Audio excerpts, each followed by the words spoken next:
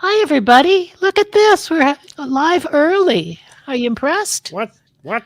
Oh, what? What? That Steph has put her luminous teeth in. Have you seen those? I know. Oh, look at them. White. They're brilliant. So white. It's beautiful. Yeah, can you turn down the whiteness on your teeth? I think it's mostly because You're tan. I'm tan. Yes, it's Yeah, true. you are, It's indeed. just contrast. It's not that they're really like that blinding white. I remember coming home from Florida once, and I had a lot of sun, and all my mother said was, "Your teeth are so white." I know. You're like, no, my skin is just tan. Yeah, I know. Yeah. And I don't know. I feel like I get the question at least once a week. It's like, what? Oh, you've been to the beach. Where'd you go? I'm like, no, the sun is strong here. I just go outside Yes, sometimes. that's right. Just get some Yeah. vitamin D Sunshine. here, and Yeah. Well, that's not a And not normal even thing, like Steph. during, what's that? It's not a normal thing to go outside if you're not. I try to go outside. you're supposed to I be feel good stuck. when I You're go supposed to be outside. stuck on I'm your just saying screen that. all Being day, right? facetious. But I mean, I don't even go outside during like peak sunshine hours. This is like from 5 p.m. There's on. Camacho! Yay! Oh my God, This is Oh, gonna good like Lord. explode with joy right now. Steffi, We're did all you here. see Rick Look St. at all Art's these people. video on Twitter? Oh, I did. Yeah. Yeah. Yeah. Yeah. Life- No, I messaged him about that as soon as I saw it. I was like, Life so you want to be a style. twatter driver now? Because it's fun. Lifestyles of the rich and famous.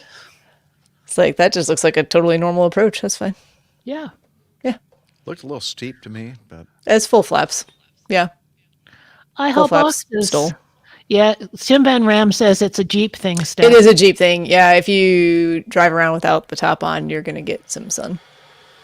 Yeah, we're on a little early haul boxes. Don't get up. Don't be confused. How are We're things not starting yet. So How are it's things in Wichita, Nick? Good. Yeah, good. sweet. Busy, but good. Hot? Is it hot there? It's starting to cool off a little bit. Good. Yeah, it's So I think cooling it was- off here. It was hot today, but then we have some rain tomorrow and hopefully Right. cool-ish. Some cool Canadian air coming down. Yeah. Yeah. No, it was hot today. It was hot yesterday. We had some cool temps last week. Yeah, was we had nice. a few days, but maybe up a little bit for you, Camacho. What was that? Maybe Jeff, up- you're super up- quiet for me. I don't know if Oh, I'm quiet. Okay. yeah, I don't know if that's a me problem or a No, you it problem. might not be. Is that better on my side? Yes. you sound good to me. Yeah, because he bumped it. He bumped his up. How about mine? Is that better now? Too much? That sounds good to me. It sounds good. Yep. Okay. Oh, man, I'm kind of hungry. Do I have enough time to grab a snack, Jeff? Yeah, Yeah, go get a go snack. Sure. Okay. Don't See want what I you have. fainting from hunger. Yeah, no, that'd be bad.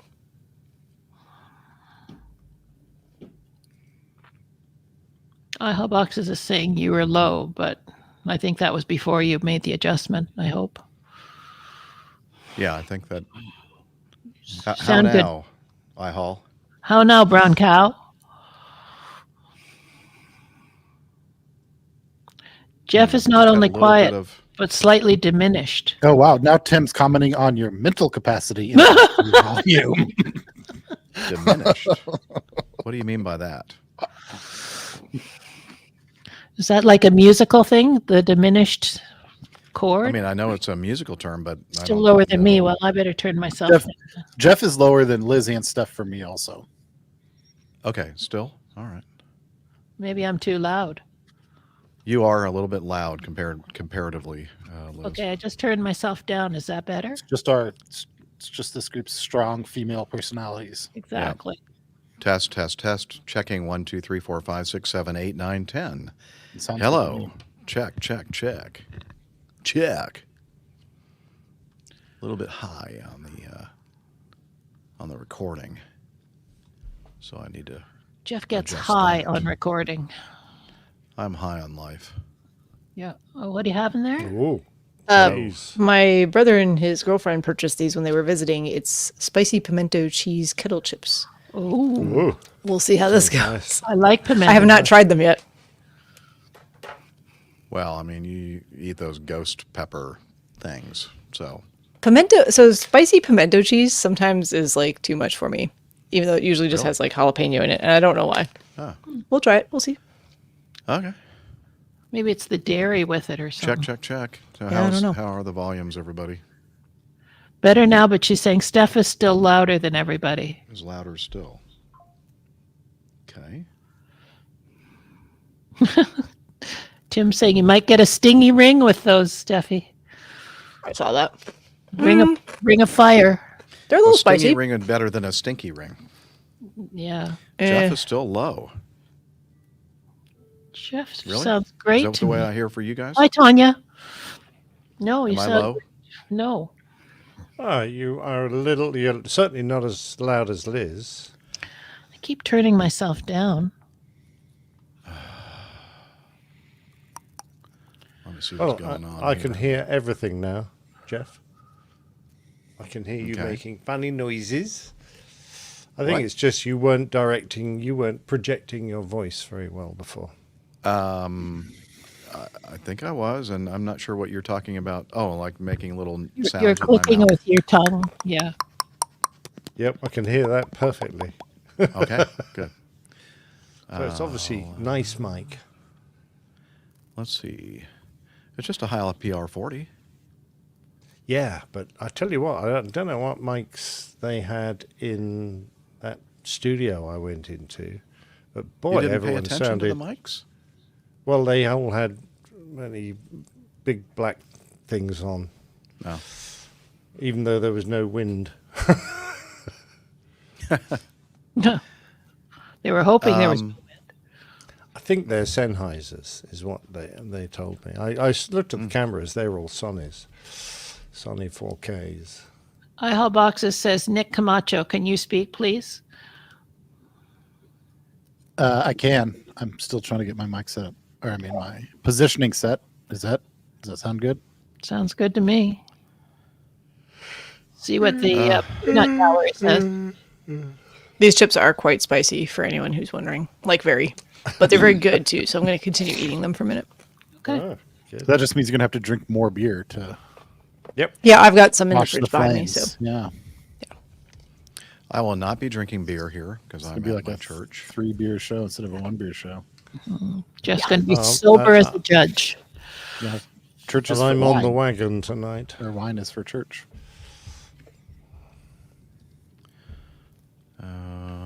Okay, let's see. We have iHall Boxes says, you sound good to him.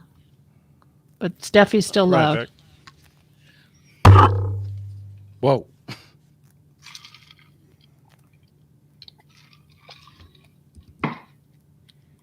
Oh, is that any better? I don't know. Can I change it on my end? Does that make yeah, any you got difference? The gain on the Moto. Oh, sorry. That was loud, I'm sure. Yeah, the gain knob on the Motu, not the headphones, but the gain. Yeah, that's what I just did. Yeah, you can turn it down. Oh, we got a It's still comment. sound loud. I mean, Level it's the 8. I don't know. How is that? Any better? Turn it all the way down. I don't think it's doing anything. I don't think it is either. I think you're turning the wrong knob. I might be because I can't see it very well. Hold on. How about that? Still sounds Just the same. Turn it a lot lower. How about that? There you go. Oh, That's yeah, good. that is the correct knob. I think That that's one too is. low though. Yeah, Okay, that's okay. Turn it back up a little more. please. A little more. Up a little more, a little more, a little more, That's Like right good. there. a little more. Right there. That's like exactly where it was set. Well, it sounds You a said you lot couldn't see it. How do you lower. know that's exactly where it was said if you couldn't see it? I don't know. Now- by the amount of like We have an interesting comment from Brad Kane in the chat room. He says, well, you can read it there, Jeff. Oh yeah, yeah. That's what I heard. I never made it down there when everybody was out of uniform, so to speak. As it were. I missed that, unfortunately. Naked cooking on the L1011. Not naked, just in their undies, Undergarments. undergarments.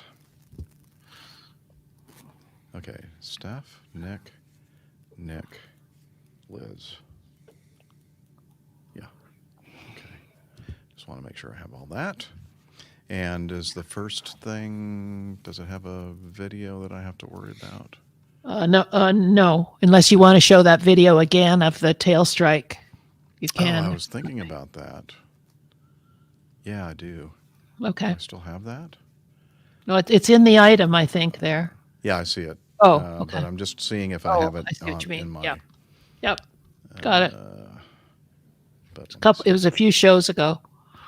yeah, I must have deleted it. Mm-hmm.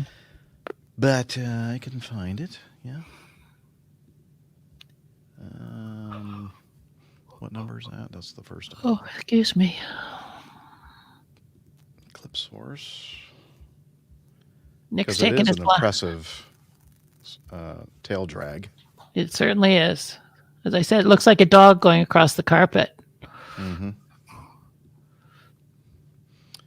But when the dog does it, it doesn't leave all that smoke and stuff behind. No. Hopefully not, anyway. I've never seen that happen. That's true. Yeah. Not unless they've got something really wrong with themselves. Exactly. Eating that spicy pimento snacks. Exactly. That would be Steffi. Oh, yeah, smoking.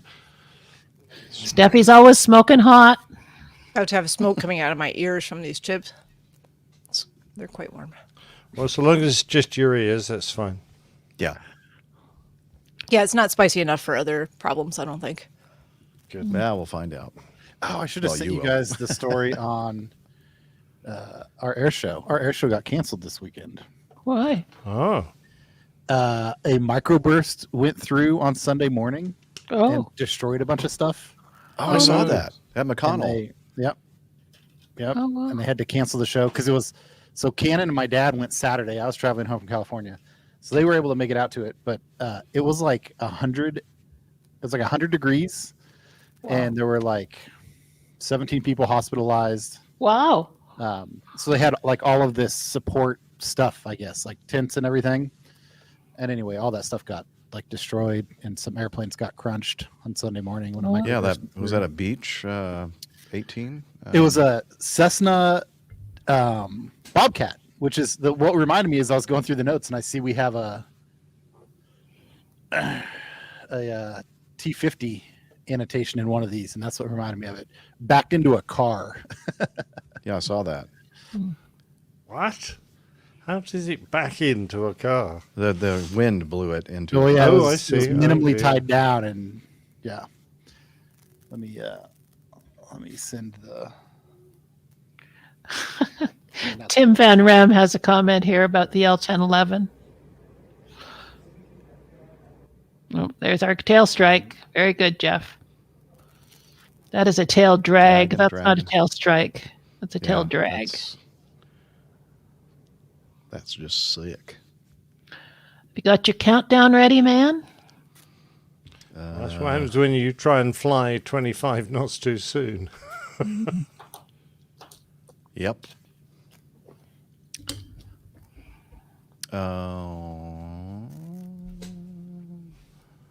All right. Brand.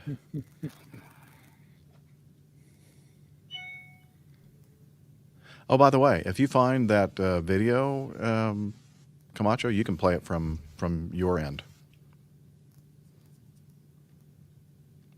You just have to. I'm not hearing you, but It's muted. You're muted. yeah. Sorry.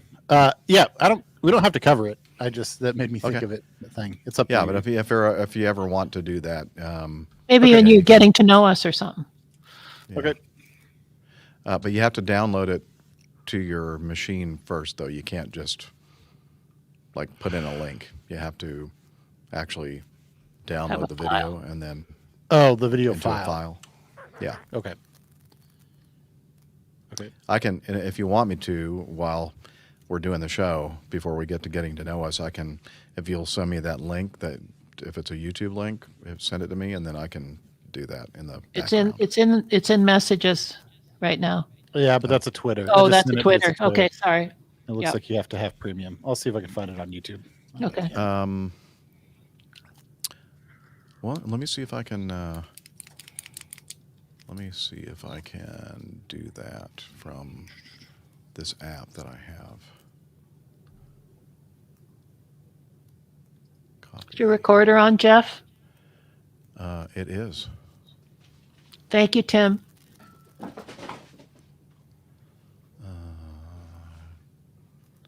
Copy image address.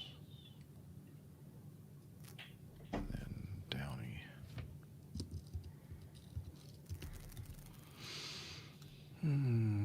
Open. And reopen. It's crashing. Yep. Maybe I can do it in my other machine. Yeah, we'll see if I can get it done or not during the show. Okay. Countdown? Yep. I guess we're ready to go, huh? I'm ready. Everybody ready? Ready? Yep. All right. We'll see what happens.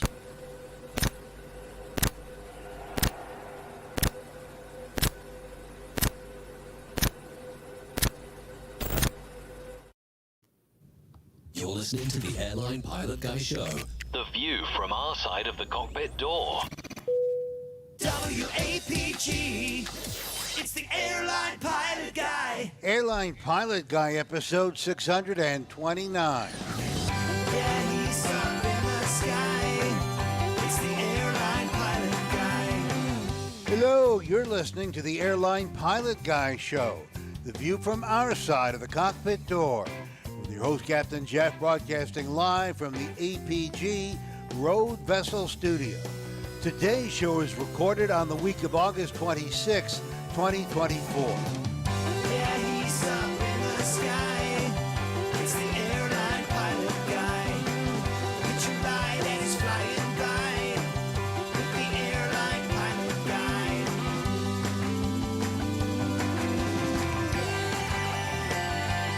In today's episode, the Alaska Airlines pilot who pulled the two-engine shutdown levers mid-flight now describes it to ABC News as something I have to take responsibility for, and I regret. and a flight attendant to be honored for saving the lives of two passengers during a fatal plane crash.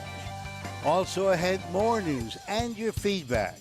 I'm Radio Roger, and Flight 629 is ready for pushback. Thank you, Radio Roger. He is an award-winning TV and radio reporter, currently at the #1 all-news station in the nation, 1010 Winds on 92.3 FM in New York City. Welcome to the Airline Pilot Guy Show. It's an aviation podcast covering the latest in aviation news and answering your great feedback. I'm Captain Jeff, a former U.S. Air Force pilot and a pilot at Delta Airlines for 35 years. Retired now. And joining us today from, I just looked down, and the little button for your sound effect stuff is missing. It's been It's been retired. Missing. retired, So you disused haven't been here for in a so while, long I that guess. it just went On away. a leave of Oh, absence. no. I don't know. I don't recognize this. Let's see. Let me find you. How embarrassing, huh? Okay. Well, I can just do it the old-fashioned way. I don't need to use my Stream Deck. All right. Oh, it's not here either. What happened to it? I've been erased from the show. I mean, I can take a gone hint. I'll missing. leave. Bye. Don't go, Steffi. Oh, No. this is weird. Why is it doing that? Oh, boy. very I strange. thought everything was going so well. Yeah, well, it was until it wasn't. There's Dr. Stuff. Is that how it's listed? Here, let me do a search.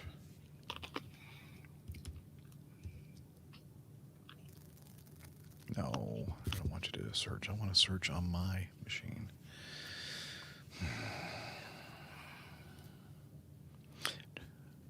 A little while later. You like the ... Uh-huh. Yeah. How does the it's My the favorite thing punctuation. from SpongeBob? How Yeah, does that go again? SpongeBob. A few moments later. A few minutes later.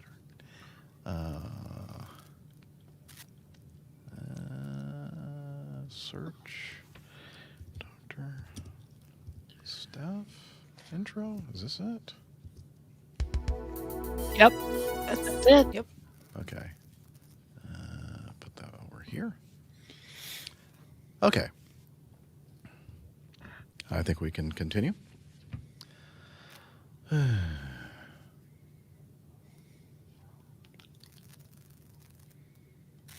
And also joining us from her lakeside studio in South, Dr. Skydiver, Marathon Runner, IPA connoisseur, and commercial multi-engine instrument rated backstabbing jumper dumper, it's Dr. Steph. Hey, Captain Jeff. It's good to be back. It's been a little bit since I've seen y'all, and I'm looking forward to a great show today. We're looking forward to it as well. Nice to see you, Steph, and also from his home studio, Hartford, Hereford, and Hampshire. professional photographer, former RAF fighter pilot, retired Airbus A330, A340 captain for Virgin Atlantic Airways. It's Captain Nick. Well, hi, everybody. Hi, Jeff. Flight 629 was a United flight. It was a DC-6, strangely named Mainliner Denver. I suppose mainlining didn't have the same connotation in 1955. Sadly, it was blown up by a dynamite bomb, killing everybody on board. Oh, always so uplifting. I know. These little things that you share with us. Thank you for that. Okay. Also, you may have heard her voice in the background. It's from her studio in Toronto, Ontario, Canada. Retired financier and aviation enthusiast, spreadsheet master, and our producer, it's Liz. Well, wait a minute. Hang on. We're supposed to do Nick Camacho. Camacho, exactly. I was just going to say that. I guess something's wrong here. I've missed something. Exactly. Okay. And also joining us from his home studio in the air capital, low and slow pilot, AMP mechanic, old airplane enthusiast, and engineer in the aerospace and defense industry. It's Nick Camacho. Hey, Captain Jeff. I'd like to up my intro game here, like Captain Nick, but I also don't know if my emotional well-being can handle Oh, really? the downness of his little notes he gives us. Yeah, well, I'll try and find a nicer one next week. Okay. Well, yeah. We'll try to uplift the rest of the show. Well, although there are probably some things we'll talk about that are probably not the most pleasant things in the world, but we'll try to make it as... We're glad to have Nick here. Yeah. Okay. Yeah, that's uplifting. All right. And then finally, last but not least, from her studio in Toronto, Ontario, Canada, retired financier and aviation enthusiast, spreadsheet master, and our producer, it's the lovely Liz Piper. Hi, everybody. Glad to have everybody on this week. Where's that Rick guy? Where is he? I don't know. Probably I don't flying somewhere. That big old jet airliner of his. Have a good show, you guys. Thanks, Liz. Liz. Cheers, We'll be Liz. listening to you in the background. And now, time for some aviation news.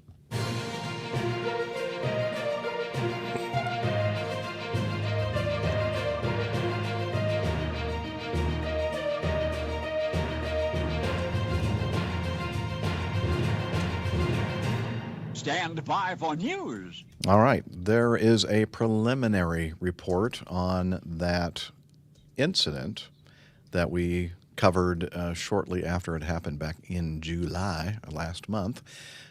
Tail strike, a LATAM Boeing 777-300, a LATAM, yeah, I said that, registration Papa Tango Mike Uniform Golf, performing flight 8073 from Milan to Sao Paulo. 398 people on board. That's a lot of people. Departed Malpensa's runway 35 left, but struck its tail onto the runway surface during rotation. And we were kind of discussing this before the show recording. And yeah, I guess you could call it a tail strike, but it's more like a tail drag. Let's look at that video here. Add to stage. Okay. There we go.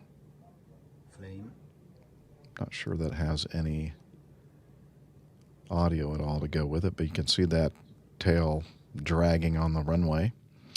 Well, you might ask, how far did that tail drag, Jeff? Go ahead. Answer.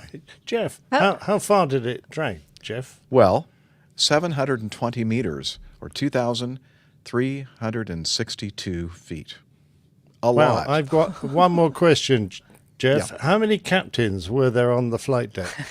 Well, that's a very interesting question you're asking there, and the answer is pretty scary. There were 3 captains in that No cockpit. first officers. To No first make officers. sure they did it right for 3 captains.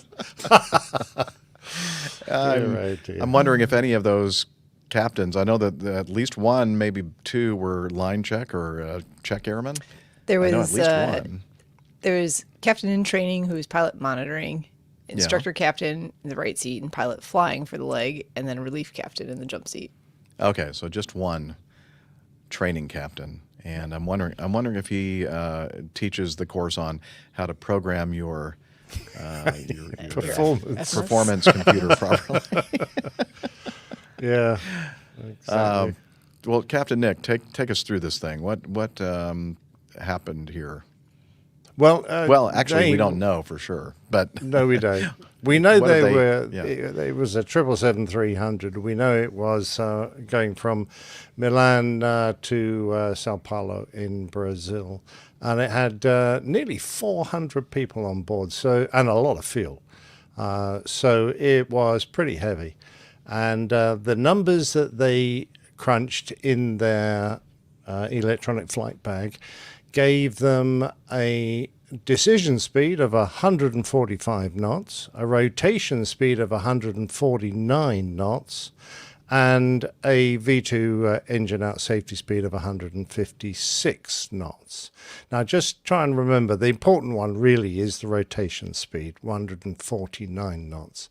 When the company subsequently recalculated using the same device, they came up with V1 of 173, a rotation speed of 181 compared with a rotation of 149 that they calculated and used.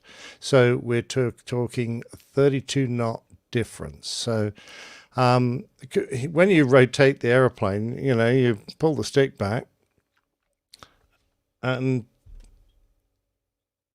that's all right. What's going on?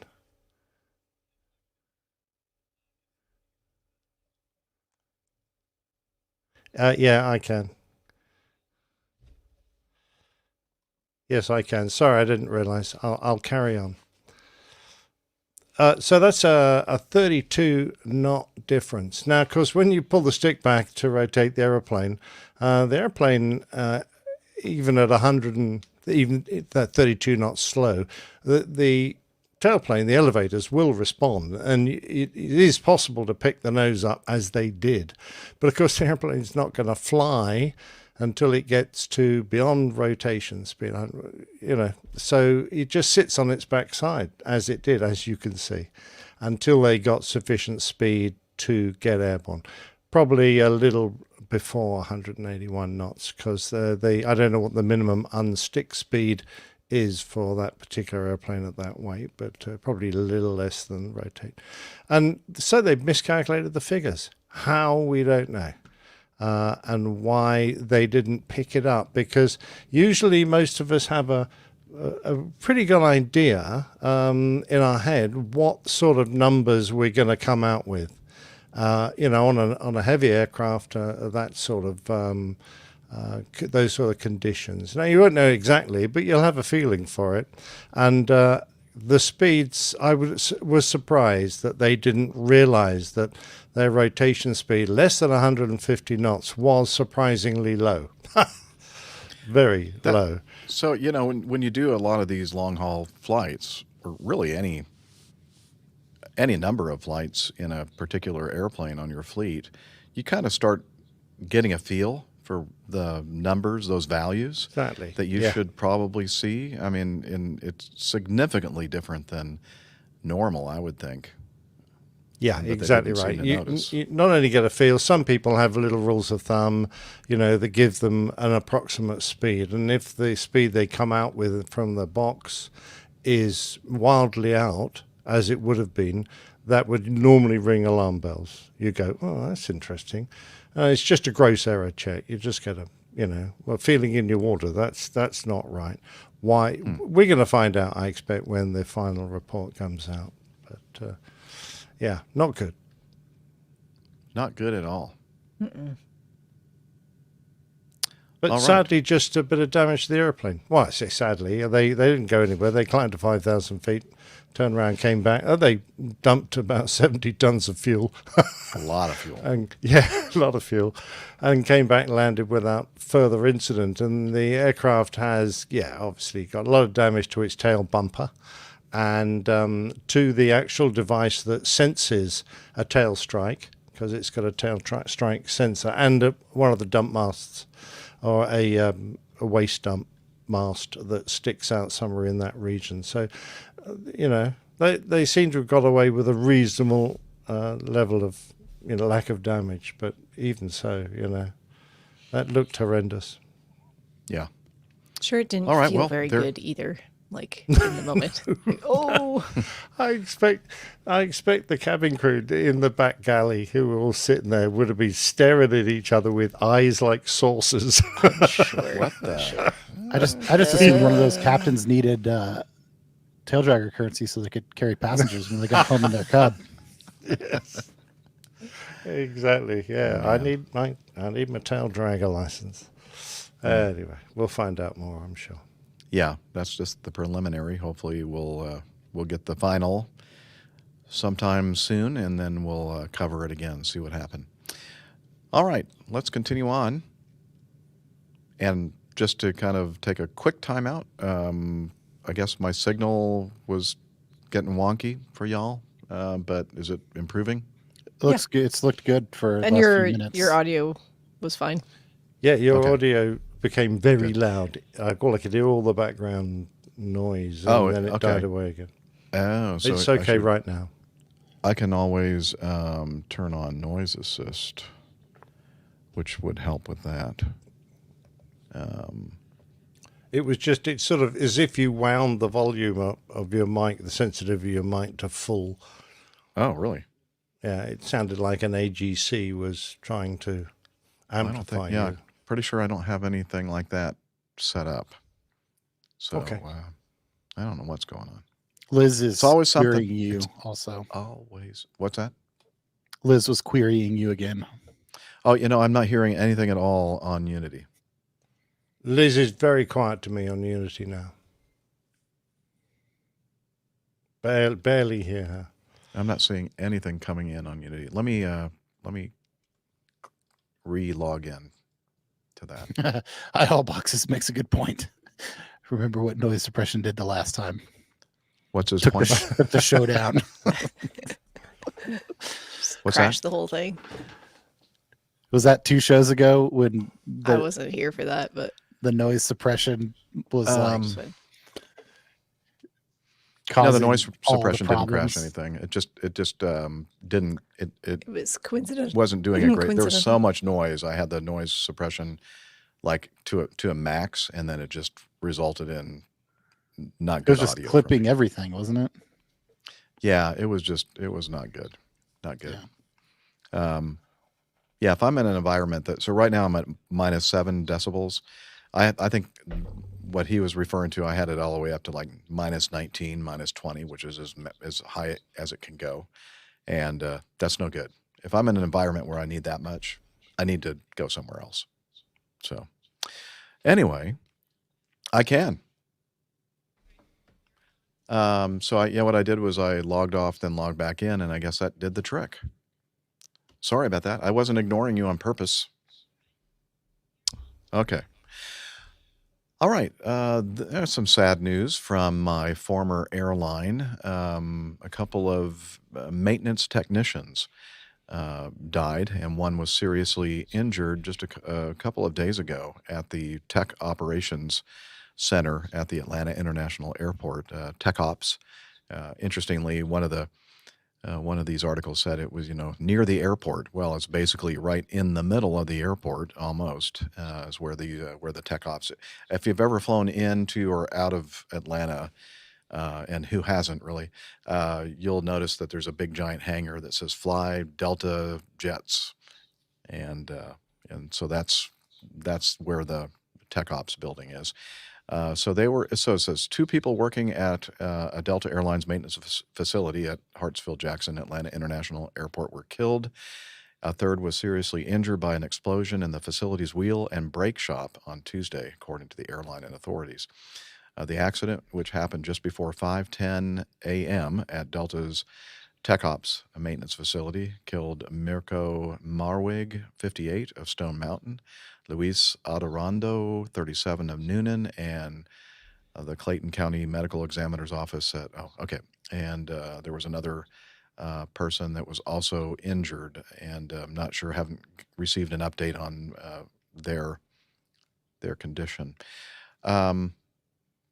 Let's see. Delta said the accident involved wheel components that were being disassembled for maintenance and not attached to an aircraft, although some articles say that they were removing or changing the tire on the airplane. But if this thing was in the brake and tire shop, that means it's just on its own. It's by itself. So they were taking the components apart from the wheel, and for some reason that they're investigating, the thing blew up. And that just shows you these things are inflated to around 300 psi. On some tires are, and I think the 757 may be one of those airplanes that has that high of a tire pressure. Oh, does it? Okay. Well, yeah, they talk about 737s and Airbus A320 have inflated pressures of up to 300. I don't remember any of the tires on the airplane that I flew the last 20-something years, wherever that high was, 200 something. I've forgotten, maybe 280, something like that. Anyway, and it says that some aircraft can even get higher than that. I don't know if you remember the tire pressures on your 340, Captain Nick.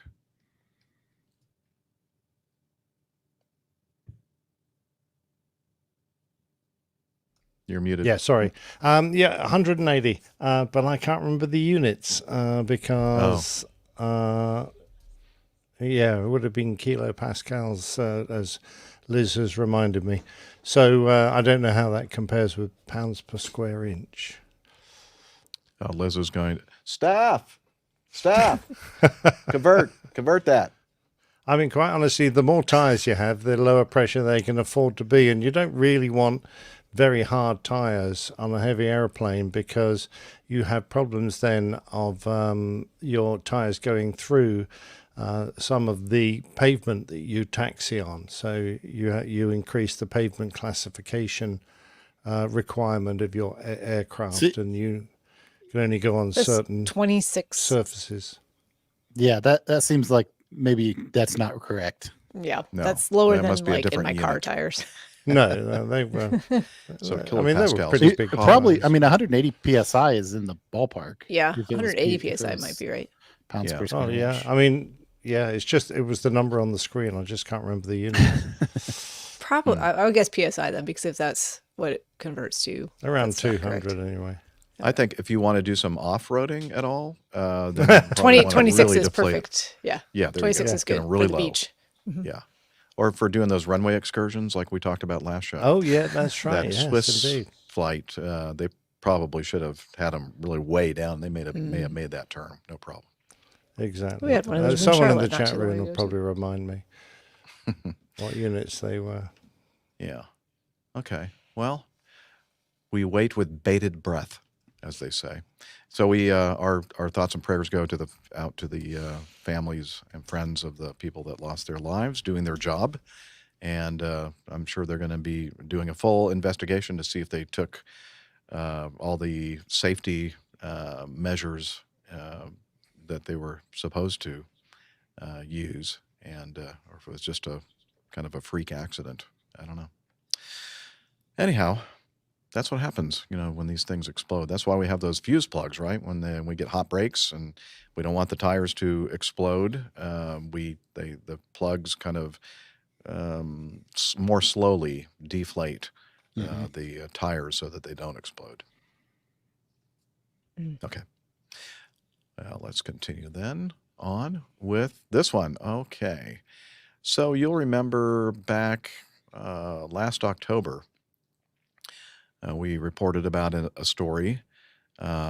A former, well, no, current at the time, Alaska Airlines pilot was commuting from Washington State to, I think, San Francisco, I believe. I'm not sure.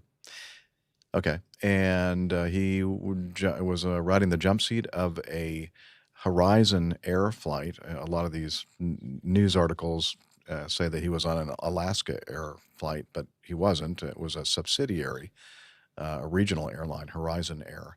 And he inexplicably decided that it would be a good idea to reach up and pull two large red levers that could basically shut down the engines. They were at 30,000 feet. And the pilots kind of realized that he was doing something weird, reaching up to these handles, which I think are just in the upper center console, I don't know, whatever you call that panel, above you in the center, and just slightly aft of where basically the pilot and the captain and first officer sit. So in a great place for the jump seater, just to kind of reach up almost over his head and pull these things. And they obviously saw with their peripheral vision that this guy was reaching up and doing something weird. They grabbed his arms and, kept him from pulling these things all the way down and shutting down the engines on the ERJ 170, I think, was the airplane. I think it was a 170 or 175. I can't remember exactly. Maybe. But... Yeah, one of the Embraer jets. Mm-hmm. Anyway, so he was arrested and charged. Well, actually, it didn't end there. He left. He basically had a conversation with him and like, maybe I should leave the cockpit. And they agreed that would be a good idea. So he went outside of the cockpit and sat down in a flight attendant jump seat just on the other side of the cockpit door. And then he decided it'd be a good idea to try to open up, or going toward and acting like he was going to open up one of the cabin doors. And of course, we know that probably wouldn't have worked. Kind of shows you his state of mind at the time. He should understand, being an airline pilot, that trying to open up a cabin door, pressurized aircraft at 30-something thousand feet, it's not going to work. And basically he said, I need to have you basically tie up my hands. I guess they use those, what do they call those cuffs? Those plastic zip tie things. Yeah. And so when they arrived, I guess they diverted into Portland, Oregon, and arrested him there. And then he was charged with 83 counts of attempted murder.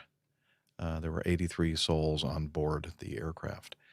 And so recently, what was the news organization? ABC News interviewed the pilot, Joseph Emerson, former Alaska Airlines pilot. And as we heard in the little teaser, the intro, Roger Stern included a thing saying, he regrets doing the action. And he was visiting some friends. They were, I guess, somebody that he knew or they knew had died recently, and kind of bummed out about that. I guess he was suffering some depression, and decided that doing some mushrooms, psychedelic mushrooms, would kind of help with his depression. And let's see, on Friday night, the group took psychedelic mushrooms, a drug that can make you hallucinate and typically has effects that last a few hours.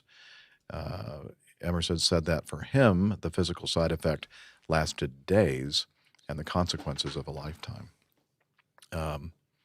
Anyway, so there were some things going on in his life that weren't, great. And he was just looking for a way to kind of make himself feel better. And I guess these psychedelic mushrooms weren't a good fit for him. And so I guess he and his wife are starting some kind of a program that will help others with kind of dealing with this kind of a condition. I'm just kind of scrolling down through this thing. Anything that y'all want to add to this story? No, but I mean, it kind of illustrates, why these are not substances that pilots need to be partaking in at any point during their careers, during their lives. I have a lot of thoughts on that in general. I mean, generally these things are, depending on where you live, not legal, all kinds of stuff. So a lot of stuff going on there too. But man, there are pathways forward, even if they're difficult. If you're having depression, anxiety, something mental health going on, to do that through an established medical pathway and not having to turn to these types of things. But I think a lot of folks, when they feel stuck and trapped, are desperate for anything to help. And yeah, unfortunately, this had some lifelong consequences for them. I mean, now that I'm retired, doing the psychedelic mushrooms has been amazing, but I would never have done that. No, I am not. I'm not doing that. Well, there is a restaurant chain called the Magic.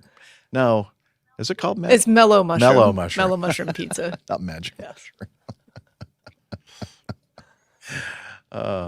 I'm sure. Is that a potential show title? Mellow Mushroom, Magic Mushrooms, Psychedelic, all that. Just keep that in mind. Not so mellow mushrooms. Not so mellow mushroom. Deanna has a comment. I feel for the guy. Depression is a beast. I'm glad he didn't kill anyone. Yeah, me too. Yeah, I think I'm sure he is too. Yeah. That initial charge of 83 counts of attempted murder or whatever the charge was, I think they all narrowed it down to one serious charge, of course, but not 83 individual counts of murder. Joe and Sarah, his wife, are now dedicating much of their life to building their new nonprofit, Clear Skies Ahead. Their goal is to raise funds for and awareness of pilot mental health and to emphasize the importance of not being afraid to seek help. And we've talked about on our show for the last couple of months, the fact that the FAA is kind of changing some of its protocols for individual aviation medical examiners to take steps toward somebody that comes to them seeking a medical certificate, to giving more control essentially to the individual AMEs to deal with that particular subject with people attempting to get medical certificates, and it's a work in progress, but they're making some positive steps here and making it not so much of a what's the word? The pathways are still difficult, but hopefully it's going to be improving. Yeah, I would say. Yeah, I think this depression is a difficult thing, and the treatment for it needs to be well controlled. And I just question the whole idea that taking a drug that's in a mushroom, which would be in completely uncontrolled dosage and strength, you've no idea really how it's going to affect you.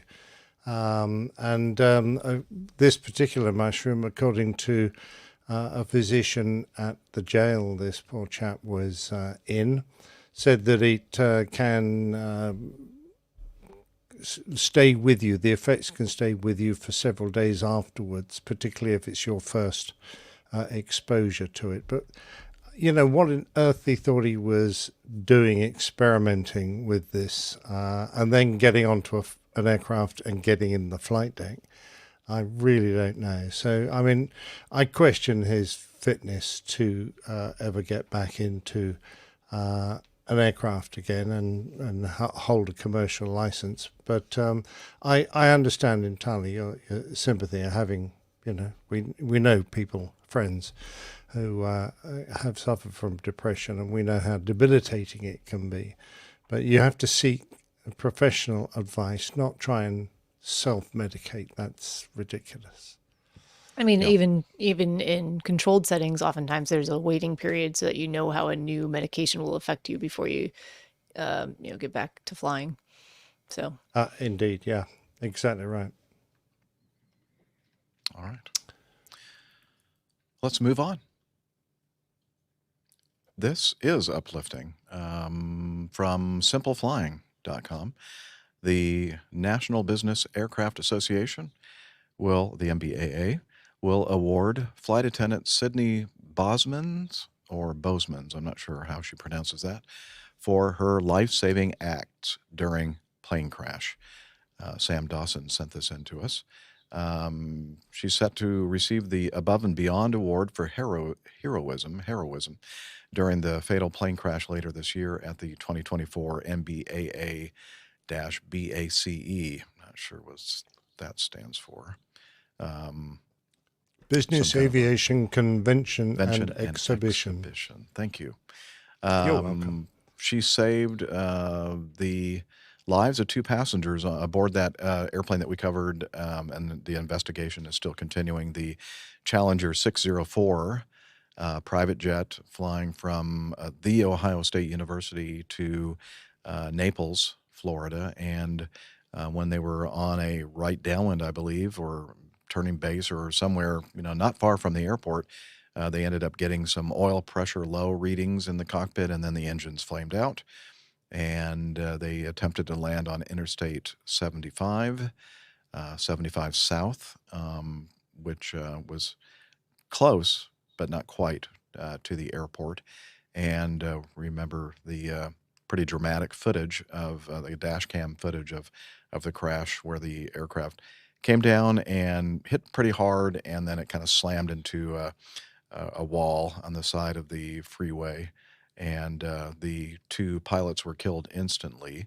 The aircraft came to a stop on fire, and all of the exits that you normally use to evacuate the airplane, the front door and the overwing exits, I believe they had a couple of exits they could choose from, were blocked. There was fire, and the flight attendant, Sydney, remembered that you could exit through a baggage compartment, which is right underneath the number 1 engine, the left engine in the back.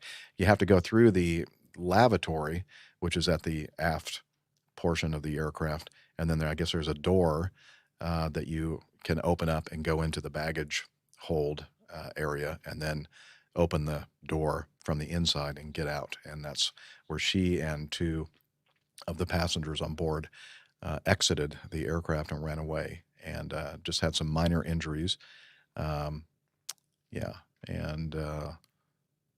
So she basically saved her life and the lives of the 2 passengers on the aircraft. But as I said, unfortunately, the 2 pilots died probably from the initial impact. Yeah. They had a nice statement that they made when they awarded her. So, faced with harrowing, life-threatening crises, Sydney Bosman maintained a calm and clear thinking and drew upon her professional training to quickly identify a means of escape that saved 3 lives. Safety is at the forefront of our industry, and Sydney's actions demonstrate how safety is also the paramount duty for all cabin personnel. Absolutely brilliant. So congratulations to her for getting that award and being recognized for what she did. It was, we remember commenting at the time how astute she was to have remembered that and to have put a plan into action that saved lives.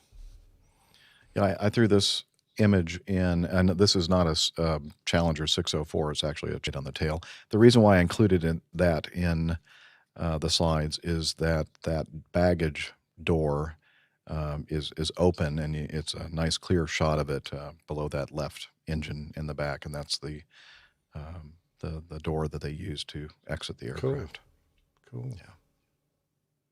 But I don't think it's super straightforward. I don't know if this is training that the flight attendants on these aircraft receive specifically that you can, if something like this happens, you can, there's a door in the bathroom in the back, not the normal door, but a door that leads to the tail cone that you can use and get out. And somehow she knew that, so maybe that is part of her training. But Yeah. anyway, sometimes when you're in a situation like this, you don't always recall all the things that you're supposed to. And she obviously, kept it together and remembered this and was able to save 3 lives, including her own. Yep. Yeah, So that reminds me, probably every third or fourth flight that I go on, the flight attendant will be getting hassled by the passengers. And it's, I don't know. I think about how most of the passengers look at them as the people who give them their drinks. Yeah. But they have to go The through waitresses. a ton of training, right? Probably not quite as much as the pilots, but they go through a lot of training, and hardly any of it is associated with what the passenger's expectation of their role is. So, Yep. good to see them. Well, Get, one of the things that I was talking to a flight attendant that went through the training. It's quite long, but she said, if I'd known that if I just stayed 2 weeks longer, I could have been a pilot. I would have done that. But so I'm sorry. What's the comment that I'm supposed to be looking at? From Super Fred Driver, that flight attendant is a hero for sure. Absolutely. All right. So I'm glad that they're honoring her. Okay. This is an interesting one from airwaysmag.com. Stefan sent this in to us. The FAA has announced a significant update to its regulations regarding no smoking signs on commercial aircraft, finally modernizing an ancient rule. This change, which will take effect 60 days after its expected publication on August 23rd, will allow airlines to use no smoking signs that remain continuously illuminated or can be turned on and off by the crew. For nearly 30 years, the FAA has acknowledged the contradiction between the widespread ban on smoking in aircraft and the requirement for aircraft to have no smoking signs that could be switched off. To address this, the FAA issued equivalent level of safety findings, ELOS findings, and regulatory exemptions, allowing airlines to keep these signs permanently lit. With the new rule, these exemptions will no longer be necessary.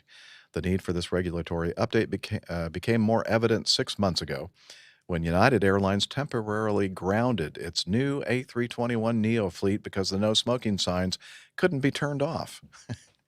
Although the airline quickly secured an exemption from the FAA, the incident highlighted the outdated nature of the rule, prompting the agency to take action. Delta Airlines was the first airline to receive exemption from this rule in 1995. Currently, there are 44 active exemptions related to this regulation. With the new rule in place, the FAA aims to eliminate the need for such exemptions and streamline airline compliance.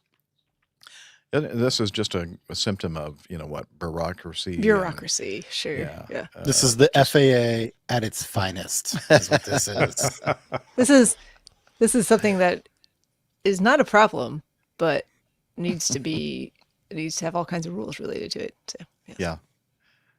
It's like if you try to explain this to somebody, they go, wait, what? Why do we have to have the ability to turn the no smoking sign? Smoking is not allowed, is it? No, hasn't been for 30 years. Yeah, it's crazy. All right. Yeah. Anything else to say, Nick? I'm No. so pleased that oh no, other Nick, sorry. No, the other go for it. My comment was going to be that, so I went back and looked, and Airbus was incorporated in 2000. So they have known about this rule longer than Airbus's current iteration has been in existence. Mhm. And they're still I love it. issuing exemptions rather than fixing the rule for Airbus's 5th generation fleet, or whatever the A321neo is. It's just I agree with Neil wild. in the chat room at this point. I think you can just get rid of them. Like you can just say no smoking. Otherwise, you have Well, to I have think- otherwise you have to have signs for like everything that you're not allowed to do on an airplane, right? I don't think so. I can think of things you're not supposed to do in an airplane that there are not signs for. No, there's many things that you're Also not supposed to do on an associated with airplane lavatory. that there are not signs for. So I don't think in this day and age we actually need the no smoking signs anymore because it hasn't been a thing for 30 years. So Right. also So- people aren't going to be. Never mind. I don't know. What it would seem to me, so brand new airplanes still have to have these no smoking signs. Is that what we're Yes. saying? Yes. So, But they stay Yeah. lit continuously. They don't have the ability to be switched off. yeah. Yeah. Why even have the darn things? Why right? have Do it? they- Yeah. Like no, like if they have a stick of dynamite with a little X through it, like Yeah, exactly. No dynamite. No dynamite. No dynamite on this flight 629, please. Well, yeah, If only Now, if they had put had that one of sign those. up. Yes, if Then they it would had. that would not have crashed. Yes. Exactly. Could have prevented it. Okay. Oh boy. All right. I have a video I would like to get set up with here. So hang on. While you're doing yeah. that, I will Yeah. I will share another little anecdote about the FAA. So one of the significant advances they have made recently is they have this thing called FAA Cares, and you always used to be able to like order the records for an airplane from them, and they'd give it to you on a CD, like the airworthiness history and the registration history. So like if you're thinking about buying an airplane, you could like send $5 or whatever to Oklahoma City, and they would like a Carfax for planes kind of. And so they'd mail you this CD.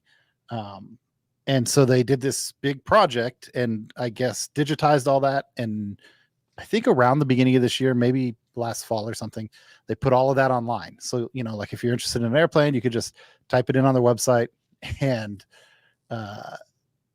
get all the records. Well, that was like live and glorious for airplane mechanics for like 6 months. And then I guess I haven't seen any official documentation on this, but I've asked around because I was looking for something on an airplane here recently, and that is no longer available.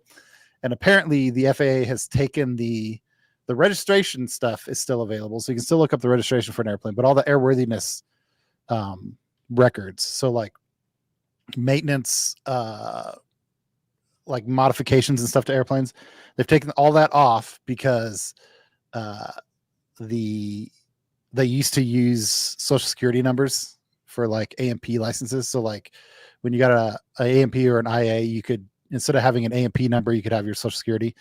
And they realized that people could just go into the database and like capture all of these social security numbers. So they took that all down. You could still mail them and get all the information. It's just a hassle now because it's on a disk. So I was a little bummed because the FAA made like one small step for mankind and then quickly had to retract it. Oh man. Yeah. So they also back in the day when I got my first FAA license, used the social security number as your license For your number. pilot's license?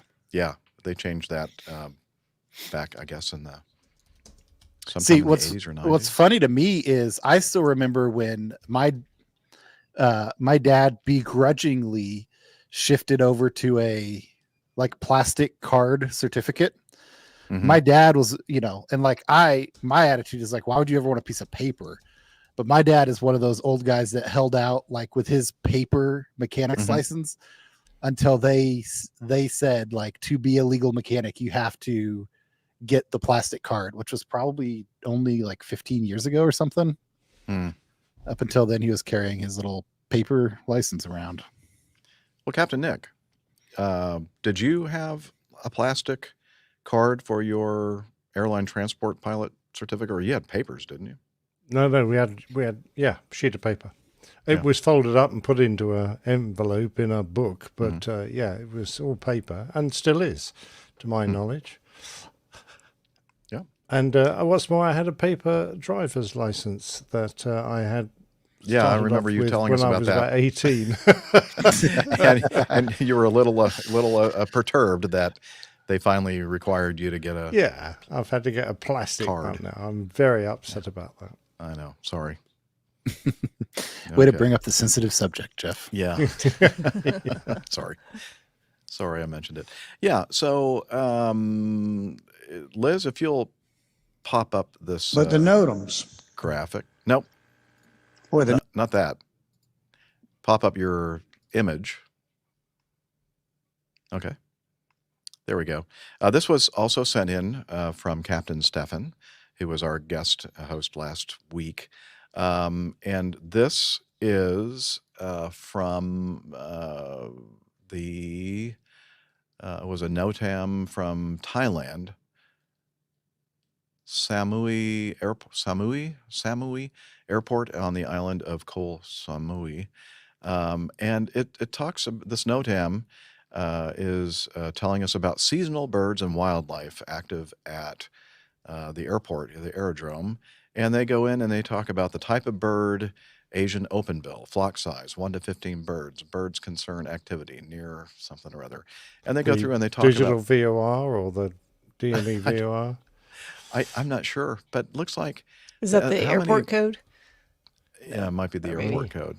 Oh, could be. But D. I don't know what. well, anyway, anyway. this is just ridiculous. I mean, we don't. Oh, I need mean, to but I know- really want to. If you're going to do some bird spotting, it's like Oh, I think it's super ideal. useful. for that. White-bellied the sea NOTAM eagles and large-billed crows and intermediate egrets. Is that And little sort of between the cormorants? little egret and the big egret? I think so. Intermediate. Okay. Yeah.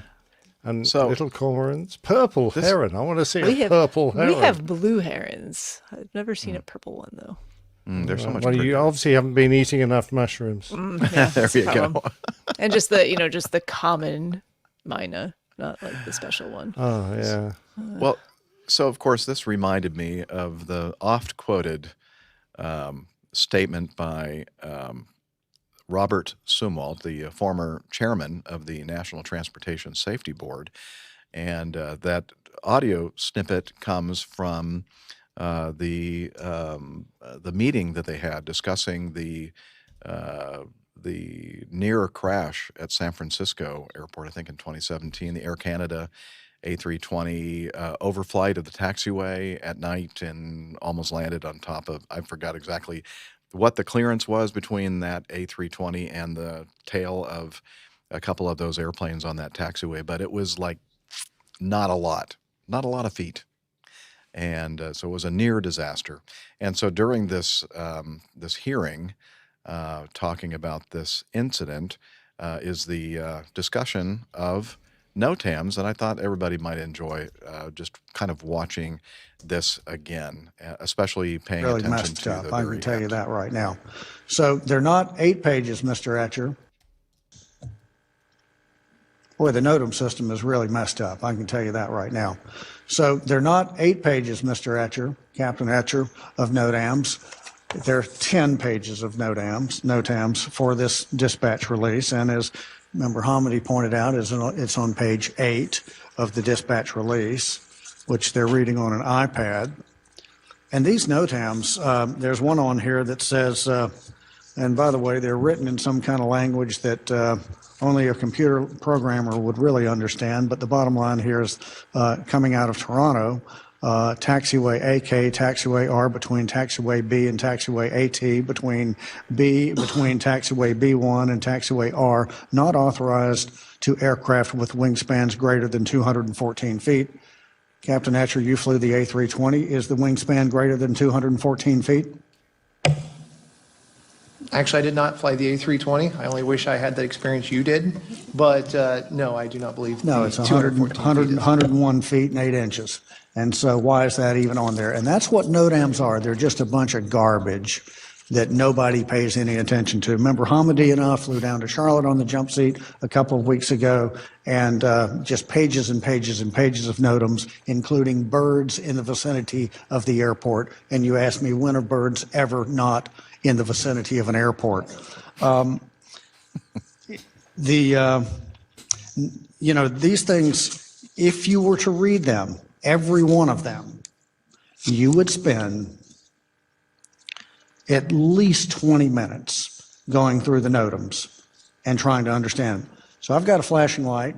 I'll quit on that, but I'm going to come back to this topic, and I expect you to pick up on NOTAMs too. It's your turn. Thank you, Chairman Simwalt. I think you have very adequately driven the nail in. Oh, no, I'm going to hear more. Well, I love Robert Zumwalt, man. He goes, "Oh no, you're going to hear more." Yeah, he is like all on fire about this NOTAM issue, and as he should be, and as several organizations are as well, including what is it, Ops? Nick, the email that we Ops Group. They yes, put out the field guide to NOTAMs, Yep. yeah, which was also kind of expounding upon the ridiculousness of some of these NOTAMs, like this one right here from this airport in Thailand. I mean, it's everybody should know that there are probably going to be birds, seasonal birds and wildlife, transiting an airport, because they're at every airport I've ever been to, I believe. I'm sure that somebody out there will be able to point to an airport that would not have any birds near it or in the vicinity. iHall Boxes in our live audience says, "I wonder if they got a marine equivalent of NOTAMs mentioning the types of fish in and around the harbor." Very good. Maybe, but would they be a hazard to the, maybe? If Oh, they're big flying fish. fish. Yeah. Oh yeah, flying fish too. If a bird picks up a fish and then drops it. Mm. Mhm. Yeah. Oh, That'd be a yeah, flying fish. absolutely. By the way, I want to keep us above 50%, so I'm going to say DVOR stands for Doppler VHF Omni Range, so it is a Doppler VOR, and the code for Samui Airport is actually VTSM, Victor Tango Sierra Mike. Thank you. After I said that, I was like, I don't think anything starts with a D for airport codes in the world. But I am don't know. so happy that you nipped that in the bud. Exactly. Well, someone was bound to write in, so I now know. you don't have to write in anymore. Yeah, don't need to.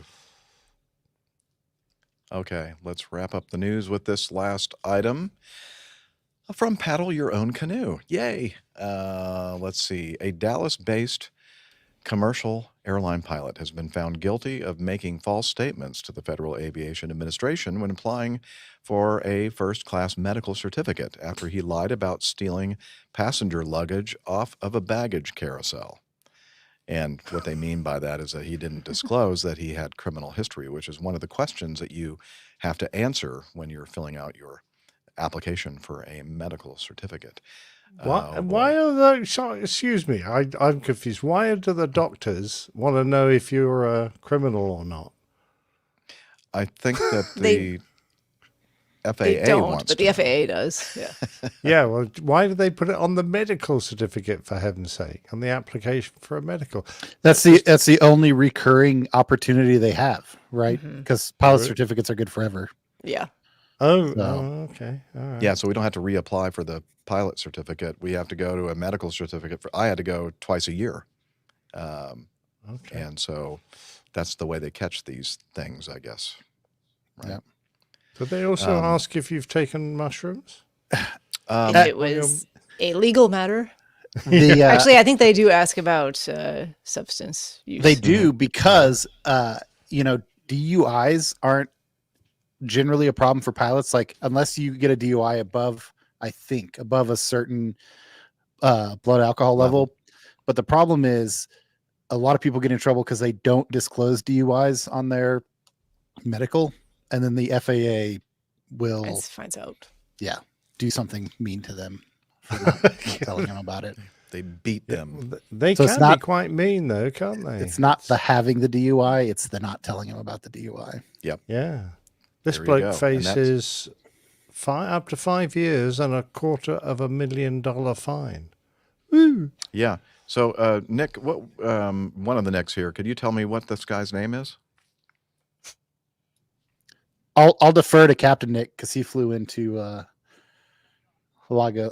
Oh wait, something Oh, happened to Nick his signal. left. He has left. Yeah, the internet issues It's again. Oli for Captain Coyote, Nick. which kind of just sounds like Oh. Wile E. Coyote to me. Ole Ollie Coyote. Ojo. Uh-huh. Why don't we just call him Ojo? Adora Ojo. Benro Ojo. Nailed it. 36. Now faces the threat of prison for up to, as Captain Nick said before he left, and now he's back, up to 5 years and $250,000 fine following his conviction in an Oklahoma court last week. Prosecutors had alleged that Ojo lied to the FAA when he applied for his first-class medical certificate in both March 2023 and March 2024. In, I guess, his case, he only had to have it once a year.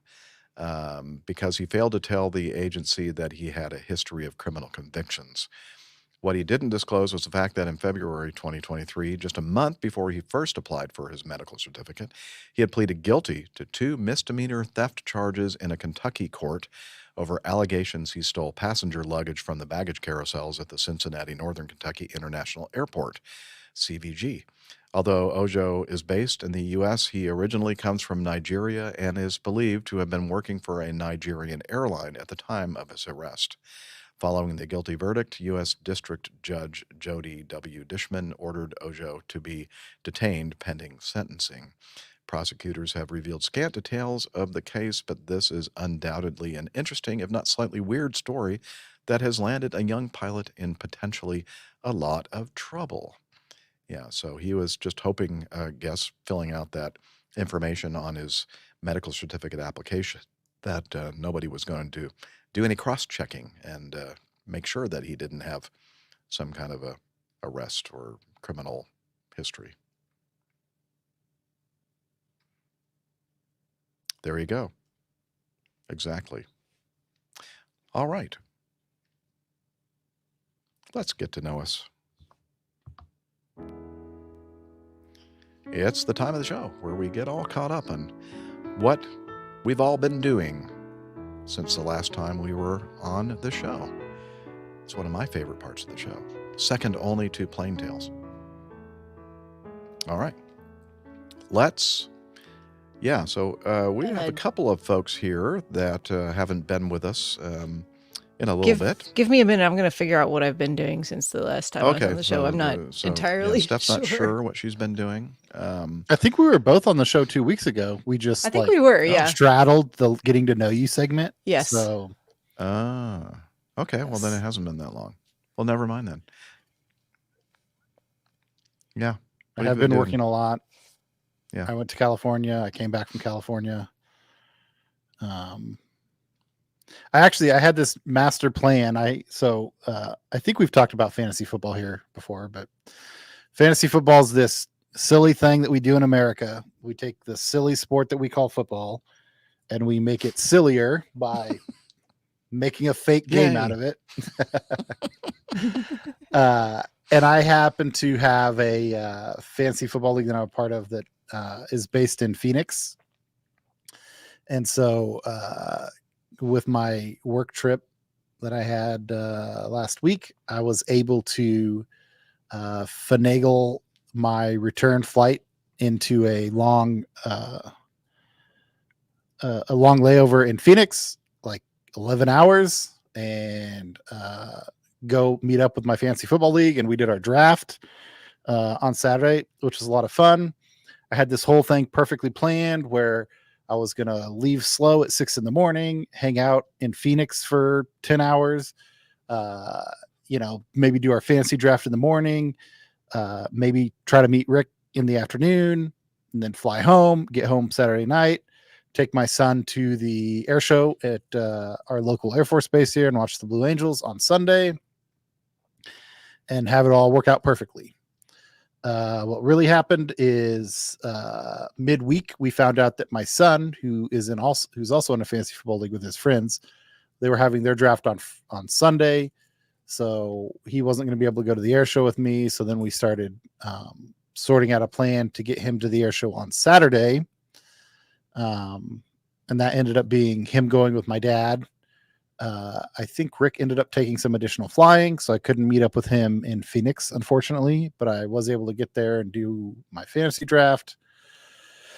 And then got home Saturday night, just in time to wake up on Sunday and have the air show canceled anyway. So we ended up dodging a bullet by having Cannon go on Saturday, as we had a unusual meteorological event come through. We didn't have any weather forecasted, but they had a microburst, like a little storm cell, blow through Wichita at like 7 or 8 in the morning.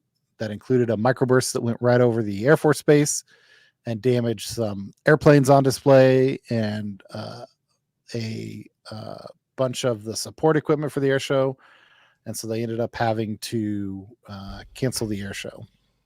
So, Nick, can I ask you a question? Because I watched that video a bit earlier on of this microburst going through, and I was very impressed with the speed that we call them porta potties. What do you call those mobile? Those that's what we call them. Porta potties. Porta potties or porta johns. Were they were going across the tarmac. There was a heck of a race, knots. wasn't there? Yeah, there was a bunch of them. Yeah, I just want to know if you knew anybody that was using one at the time. I unfortunately, I fortunately did not. Let's see. So I think I downloaded this video. Do you want me to try to share this, Jeff? Yeah. To show the people what what we're talking about here. Present, and then video file, and then it should give you like a. Okay. Well, I just downloaded it in YouTube, but it's still in YouTube. Oh, is that not the right thing? No, just send me the link. Okay. All right, it's in the private chat. So yeah, that was my weekend. Before that, I was out in California for a week and a half for work.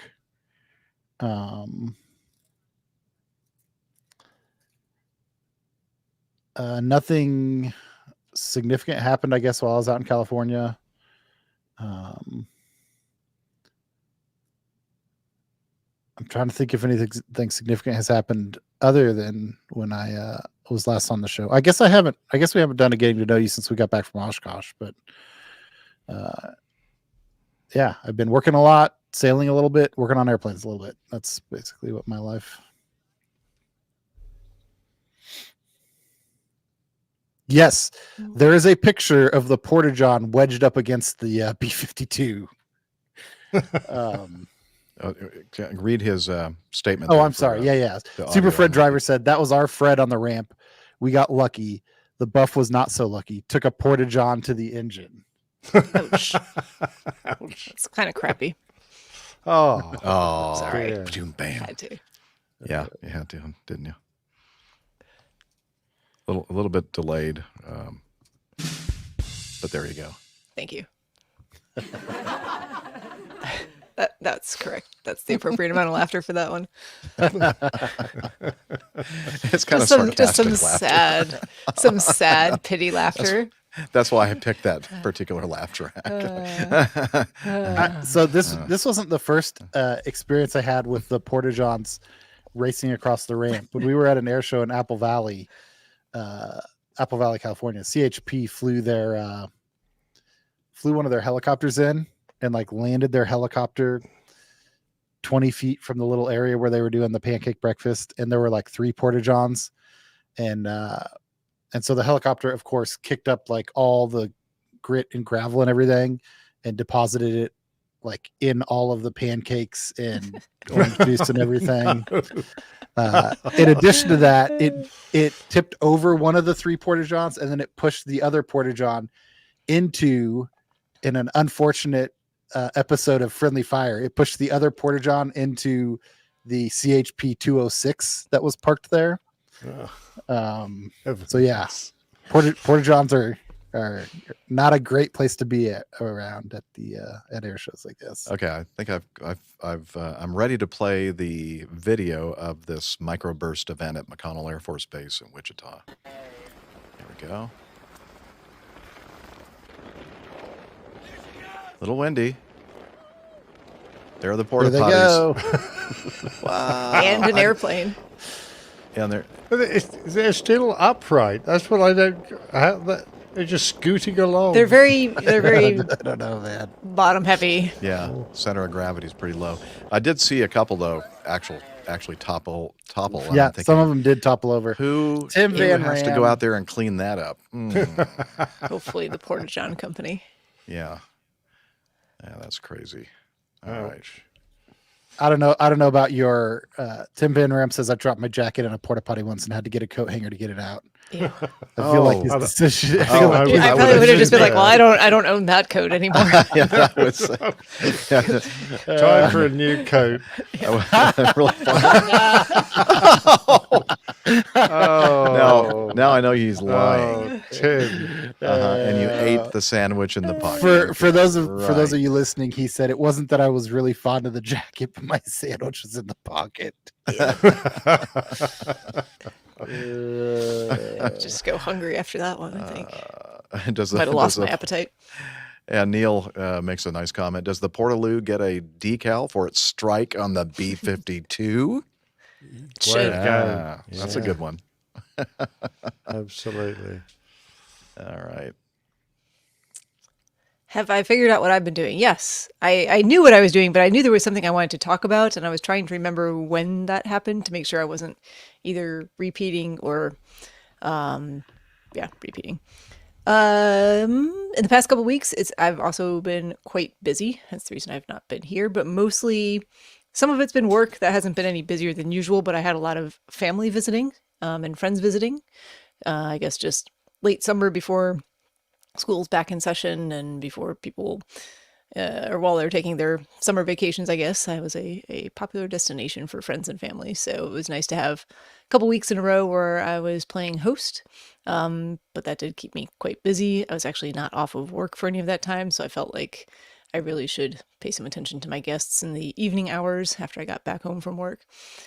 So yeah, one of my closest girlfriends that I've known for nearly 35 years came for a week, and then my brother and his girlfriend were here for a week, and my youngest brother is now living in the area, so he's been getting settled, and all of that happened around the same time. So it's just been a lot of family and friends, and it's been really good. But what I did want to talk about, I did get to do some flying. I feel like I haven't had a chance to talk a lot about flying recently, but I did some flying not last weekend, but the weekend before, some jumper dumping, and also flew a demonstration jump, which I've done a couple of those recently. This one was a little bit unique, though. A lot of times when I do these, they're kind of, we don't do a lot of high profile ones, I would say. So not like the ones for like, NFL stadiums or big air shows, but we'll go to smaller sporting events and things like that. Usually kind of out of the way so that we're not dealing with a lot of other traffic. But we were asked to do this demonstration jump for the new, I forget what league they're in, but it's a women's soccer team in Charlotte. And it's their first season. It was their first game. So inaugural everything.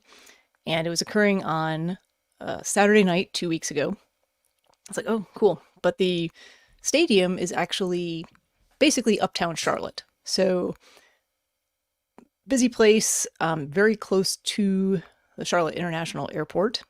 And in fact, at the time of the actual demonstration jump, actually, it wouldn't have mattered too much. Either way, we were going to be in the downwind, basically arrival for the east runway based on where the stadium is. So made plans in advance, called over to Tracon and the tower, talked to them, let them know what our plans were early in the week, gave them all the paperwork information, everything that had been signed off by the FSDO. I also found out that that was the only day that the Carolina Panthers were hosting their preseason game was a Saturday night, same night. So fortunately, because it was a preseason game, there wasn't a TFR or anything in effect, which is a little interesting that they don't have those for preseason games. Yeah. Because it's not really any different than a regular season game. Well, the people that attend them aren't that special. Not like no, there's nothing different about the size or the scale of the event potentially, but preseason game against the Jets, I guess they weren't too worried about a big crowd. Ouch. Sorry. I said that as a Panthers fan, not Jets fan. Anyway, and then to further complicate things, there was just the usual afternoon thunderstorm summer weather happening in Charlotte, and actually with a cold front coming through. So looking at all the timing for all this, we're supposed to do the jump just before 7 p.m. So we have to, get everyone ready, meet them at our pickup spot, because there's regulations about how far you can actually fly from picking up your jumpers to actually doing the demonstration jump or doing any jumping. It's within basically 26 miles. You're not allowed to go farther than that, just in the FARs. And then, Marathon. yeah, basically. And then I think it's 26 miles. I have to double check on that. But anyway, so we had to do that, had to have the timing correct, and you're talking to basically the organizers, because the jump time is actually very specific. We have jumpers jumping with flags, and they're trying to time it to the national anthem. And then you're trying to coordinate with Charlotte and make sure that you're in their airspace at the right time and that they have traffic basically managed for you. And then we have this line of storms coming through at the same time. So we're trying to get in ahead of that. So it was interesting. It was stressful. It was a lot more work than is usually involved in a demonstration jump. But it all went great. And we had beautiful, beautiful views of uptown Charlotte with these storms that were like just to the west of the city, kind of on their way in. Managed to get the jump done, managed to get back home with the airplane before any weather came through. So that was kind of fun. Something different. What altitude? So the jump was from, we ended up doing 5,000 MSL. And that had actually more, we were going to do 6,000 MSL, but the cloud layer that was with the associated front coming in didn't allow for it. Oh. That sounds like fun, though. Oh, sorry, go ahead. It sounds like fun. Yeah, it was fun. It was different, and it was definitely a, normally we would just send one pilot for this, but just given the complexities of the airspace and the weather and the jump itself, had someone ride with me just to do radios. So it was nice.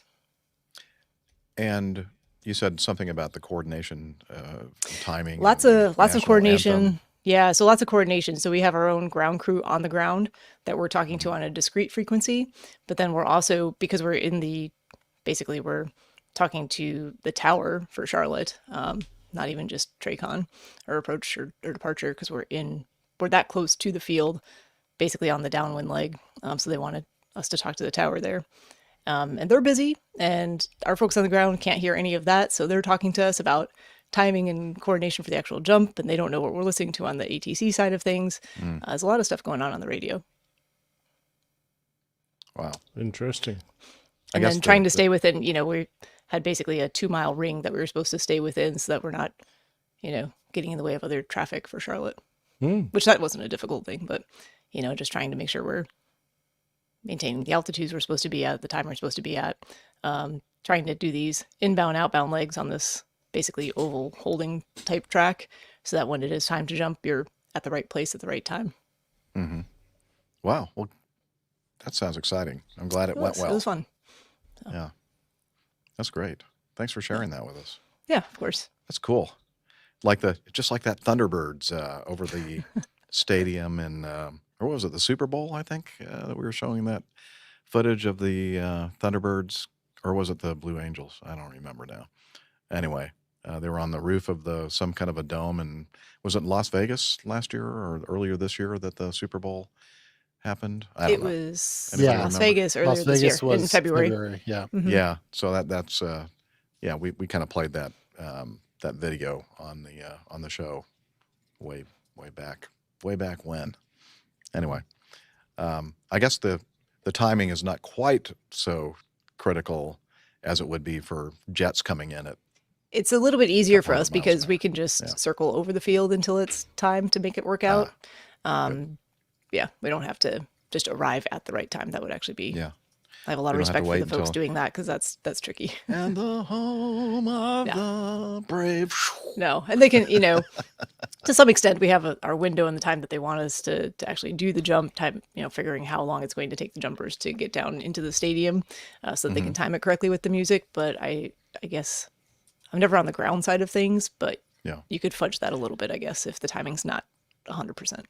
Did the jumpers have like a big American flag? Yeah, we had a big American flag. We had the flag for the football club, Charlotte Ascent, and then one of the other jumper took in the brought in the game ball. So we had a little like kangaroo pouch with the ball. So we did what not about bring the APG APG flag, Liz. I'm sorry. I I was flying that too. inside the airplane for us. Uh-huh. Yeah. Yeah, right. Well, the most important question, Steph, is did they win the game? I think so. Say yes. Yes. Killed we won. them. I actually do think I know they scored the first goal. I know that much. Oh, good. So that was good. Excellent. And then I think, right. actually, I don't even know if they finished the game because those storms came through. I think they did finish it. But anyway, we got the airplane back safely to our airport, got it put away, and then just watched this amazing light show. The worst of it really went to the south of us, and it was some of the best lightning I've seen in a long time. Wow. Very impressive. Glad you didn't have to get caught up in that stuff. Yeah, I all day I could see this, front working its way towards us, and it was hot. So as it got closer, all the storms started to build, and I'm looking at it, and I'm thinking about the timing, and I'm like, this is going to be close. This is no good. This is going to be, we'll see if it works. That's one of those things I really miss. Thunderstorms? Flying around and in thunderstorms. Just kidding. Don't miss it at all. You can drive round in them now if you want. Exactly. A park somewhere. Go Yep. back in my bed and sleep, take a nap, wait for it to blow by. Yeah, Captain Nick.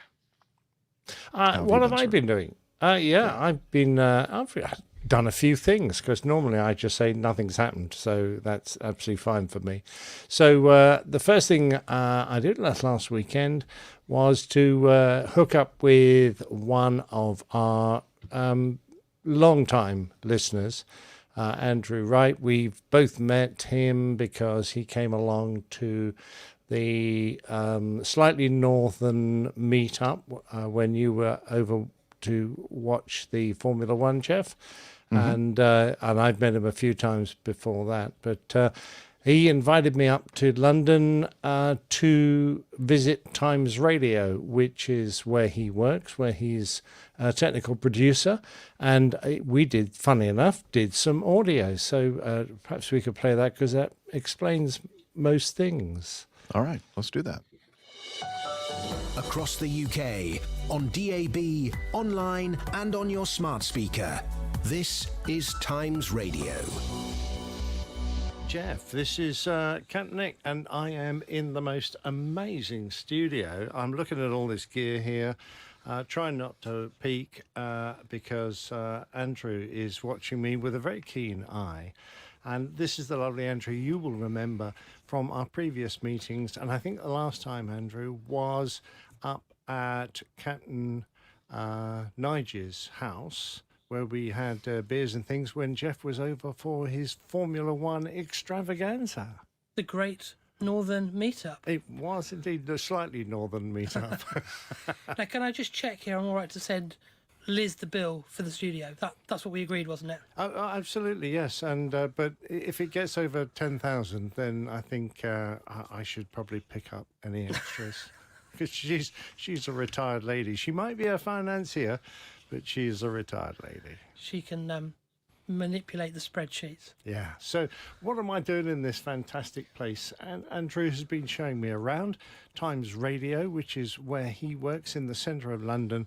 And we're in the old building where Rupert Murdoch used to have his office. In fact, I've got some pictures, which I'll show you in a minute, of the view from his office window, which is fantastic. But I'm going to let Andrew just tell us a little bit about what he's been up to lately and more about this amazing studio and centre that we're in. So, welcome to the news building, Captain Jeff. Nick has been in. I've been working on our breakfast show and mid-morning shows today on Times Radio. Nick has been in and sat in. I've learnt quite a lot from him, if I'm honest. And now we're in what is called our creative studio, which also doubles as our backup studio. So we have 3 studios in the complex, our main on air, but our other 2 studios are kind of a mirror image. So in effect, you can broadcast from any of the studios. And we're in 14A, which is our creative studio. Nick is pushing all the buttons on the board, as you call it there. We call it a mixer here. And Nick is very impressed because it's all virtual digital in here. All the faders on the board. There's nothing below those faders, Jeff. It's all controlled by a server that sits elsewhere in the building. And we've got lots of mics in here and lots of screens. I guess that's it, really, Nick. I think I've probably done enough there. Yeah, well, certainly it's the most fantastic technology here. And as Andrew says, there are no computers in here. It's just wall-to-wall graphics, really, with great big, huge flat screen images, lots and lots of monitors, lots and lots of sliders, more buttons you can shake a stick at. And it's been an absolutely fascinating time. Now, watching Andrew do his thing earlier, when he was producing the morning political and news talk show that they had between 12 and 1, was absolutely fascinating, because they were adjusting the text of the script that the presenter was going to use.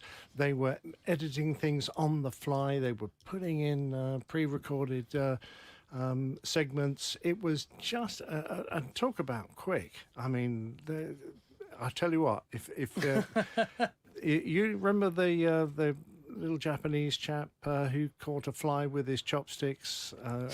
Andrew is so sharp on the buttons there, just when they needed something to come in. I thought I was very impressed. So it was a real experience to watch that. I've got some pictures and will enjoy it. But it's not really aviation related, but it is a wonderful thing. And of course, we know Andrew as being one of our most faithful listeners. So lovely to see you again. And thank you very much indeed. And I'd be very grateful if you could hand it back to Jeff in the studio. So, from the 14th floor, Studio 14A in the News Building in London, the London Bridge, let's throw it back to you, Jeff, in the RV. Yay! I got it.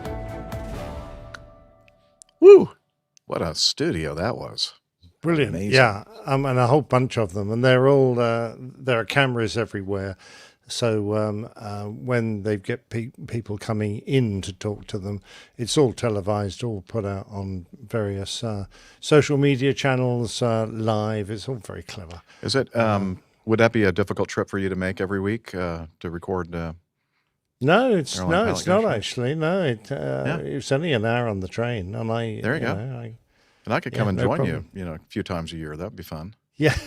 I don't know. Well, the money's bill no has- object.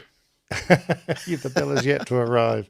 He did actually show me all around the building, and they've got full-blown TV studios downstairs as well, which weren't in use at the time, but it was a remarkable place. I'm sorry, what was that, Liz? Yeah, that what you're seeing now is a view from Rupert Murdoch's old office out over London. That's the office he used to use when he was in that building. So, yeah, very impressive. All very nice. So that wasn't my only meet-up during the week. Yesterday, I was very fortunate to catch up with our good friend, Captain Nige, who came through. We cooked some barbecue, and there's a little bit of audio from that as well. Is that not an appropriate label on that beer that Nige Yes, is holding? he's a very black sheep. You're quite right. All right, let's listen to the audio.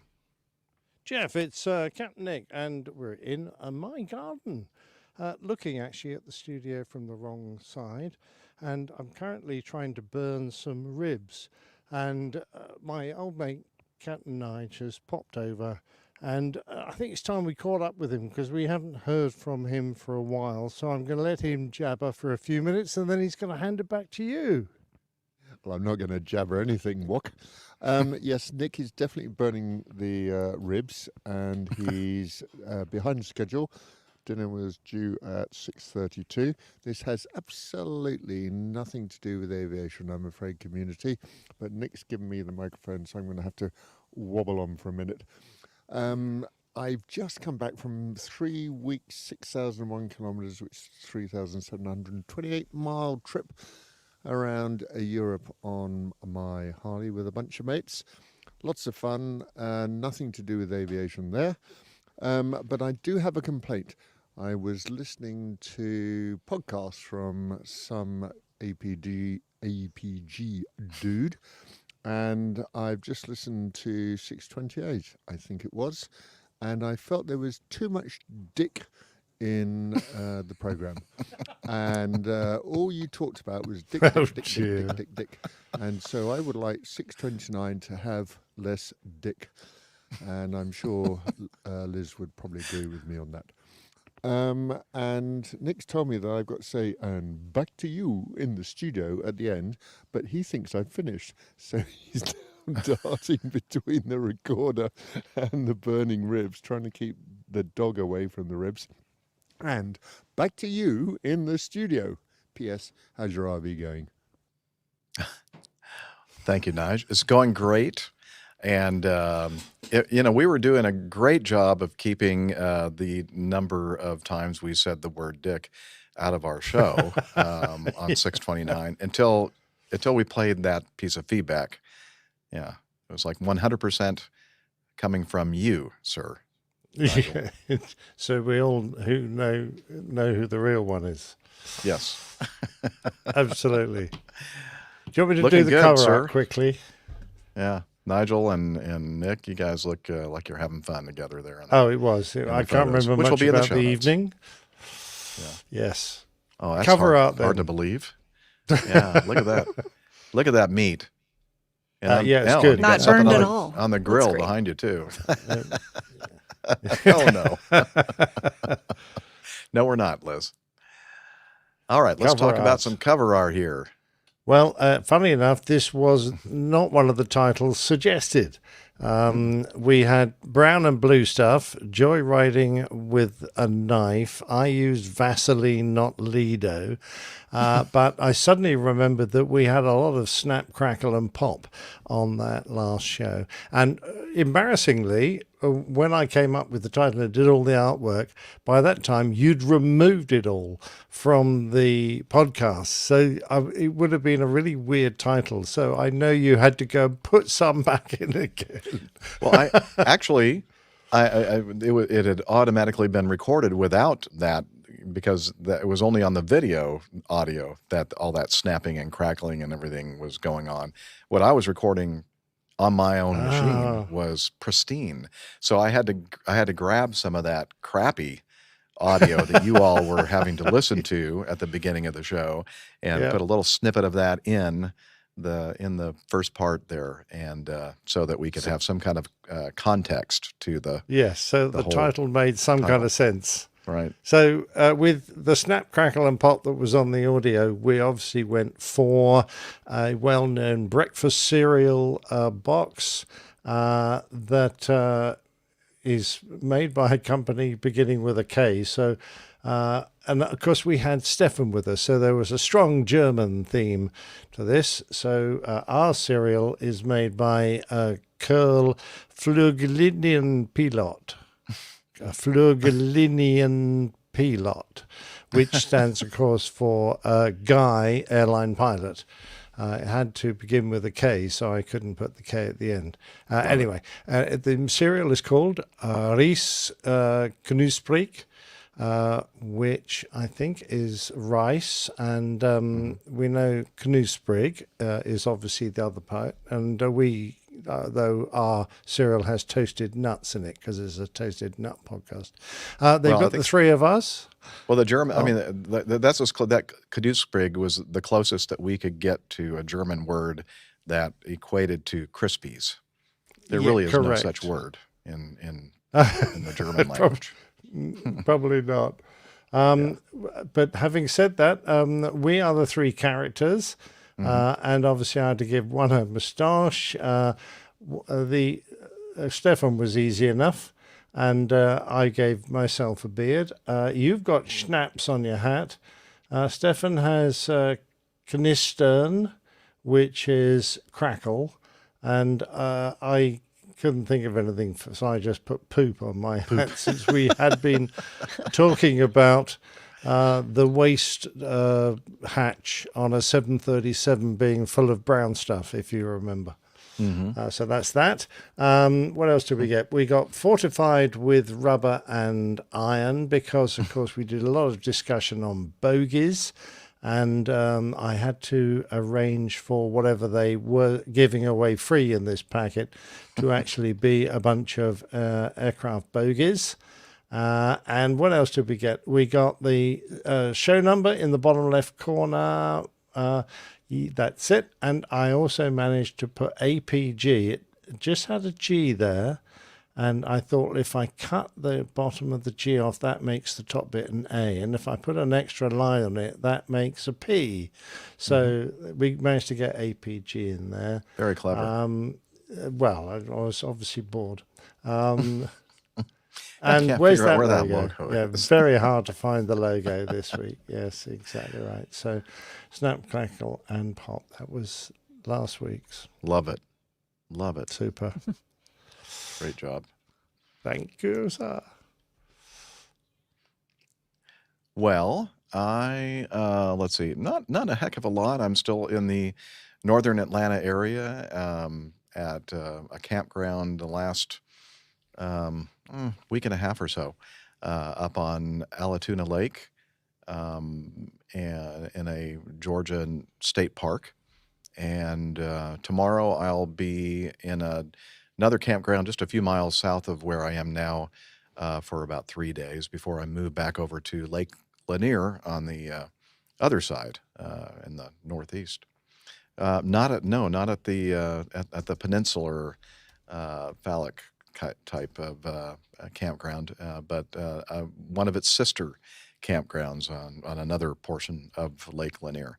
And so I'll give you a full report on that when I've reached that point next week.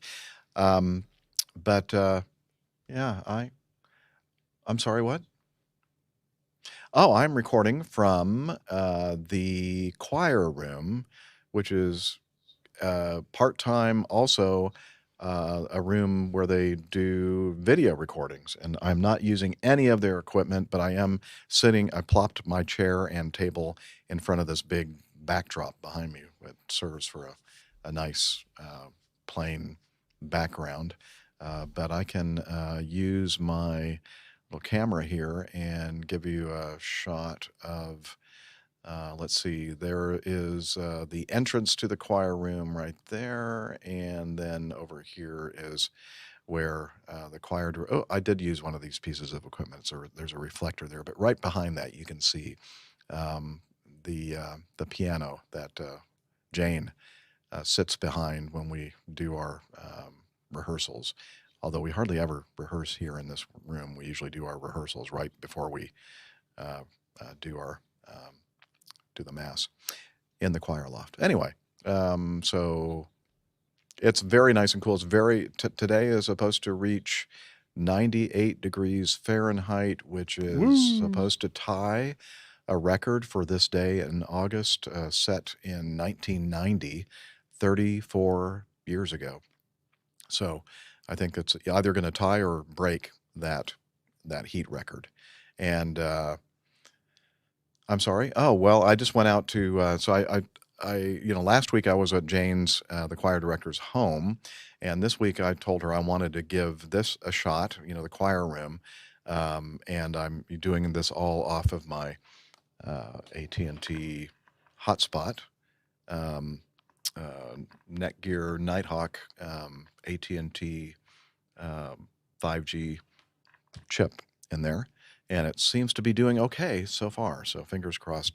And the temperature outside, as I mentioned, very, very warm. When I went out to get some more of the equipment that I needed to do the show here, I think it was like 104 degrees in the Road Vessel studio, but I was telling Liz, I've seen it all the way up to like 120 degrees inside. So it's seen hotter days inside that thing. That's why I'm not recording the show from the Road Vessel studio, even though Roger thought that that I would be doing it from there. But I could have, but I would have had to have the air conditioning running full blast, and it would have made a racket, and it wouldn't have been pleasant for you to listen to. And so, yeah, once I finish the show and get everything broken down and back into the road vessel, I'll be driving it back up to the campground, and it shouldn't take too long once I get the 30 amp power connected to the shore power, we call it, to the rig. It should cool down pretty well, pretty quickly, I hope. So, but that's the reason why I'm doing it in this space that has, in fact, it's almost chilly in here. That's the air conditioning system is working so well right now. So I'm appreciative of that. So that's where I am. That's what I've been doing. Not a lot, which is fine by me. I like not doing a lot. And coffee fund. Yeah, let's do the coffee fund. And I need to push a button and have some music. Well, you have to just move me to the top. And then if you want to do what you were trying to do there, yeah, you can do it like that or whatever. Okay. Here we go. Let's find the button for Coffee Fund.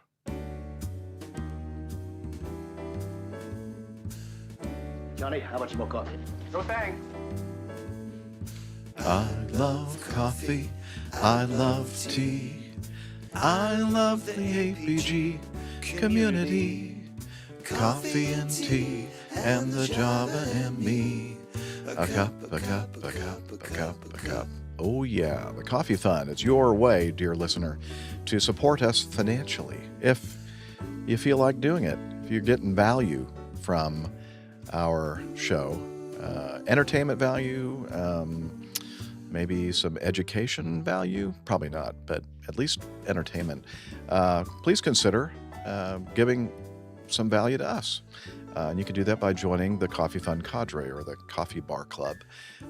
You can find out about how you can do that by going to airlinepilotguy.com/coffee. And one way to do it is the OG, the original Coffee Fund Classic method. And since the last episode, we have Steven Simpson, Ed Kelly, and Kevin Dryden. They all use the Coffee Fund Classic mechanism to contribute to our show. And the other way to do it is you can become a patron of the show via patreon.com. And again, information about that you can find on the website, airlinepilotguy.com/coffee. You'll be glad you did, and we will too.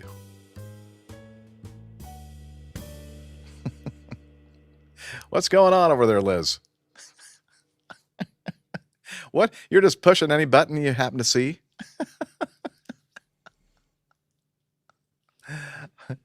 We need to have another class about which buttons to push.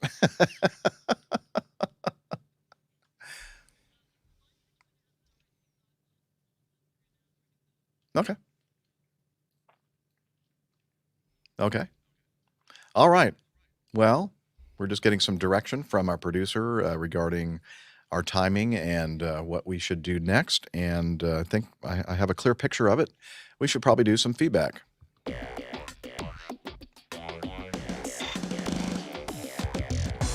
Captain, incoming message. But before we do, and did I not put this in the slides, I repainted our driveway? Maybe I didn't. Oh, okay. That's my mistake. I just wanted to share this with everyone. I got a giggle out of it. So let me do this. Let me go like that. And then I'm going to, okay. I probably neglected to put it in the keynote. Sorry about that. Share screen and window and see if I can find it. No, I can't, of course not.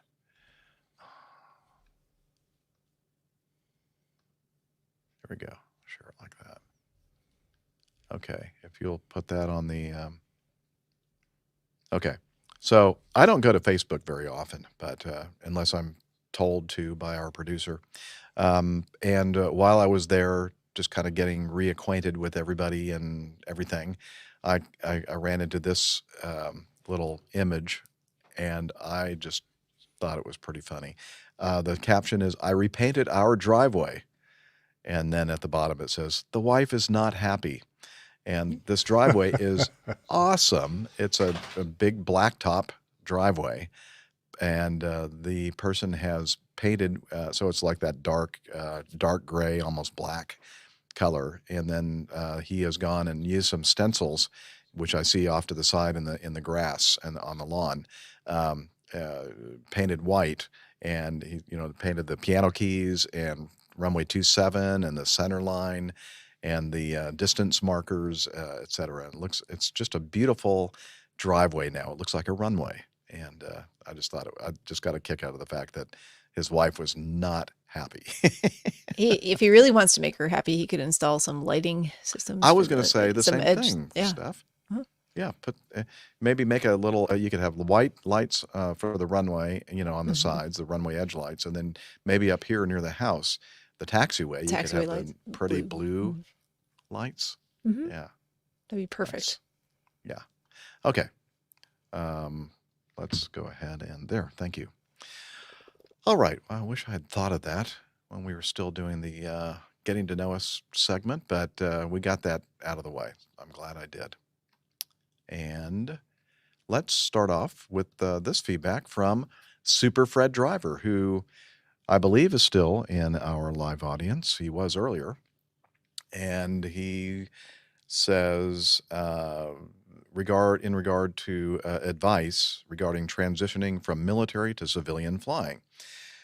He says, "I'm currently in the throes of transitioning careers from military aviation to the civilian world, and I have found Ready for Pushback an extremely helpful podcast in terms of learning the hiring process. I'm not associated with them in any way, but I found their information helpful and wanted to share it with you in case it can help others.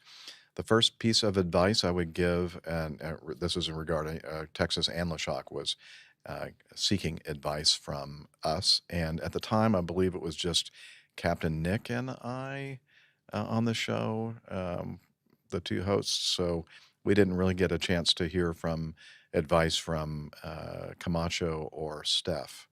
But we did the best we could. But Super Fred Driver in the live audience at the time also mentioned some of these things. And anyway, so he was just kind of following through.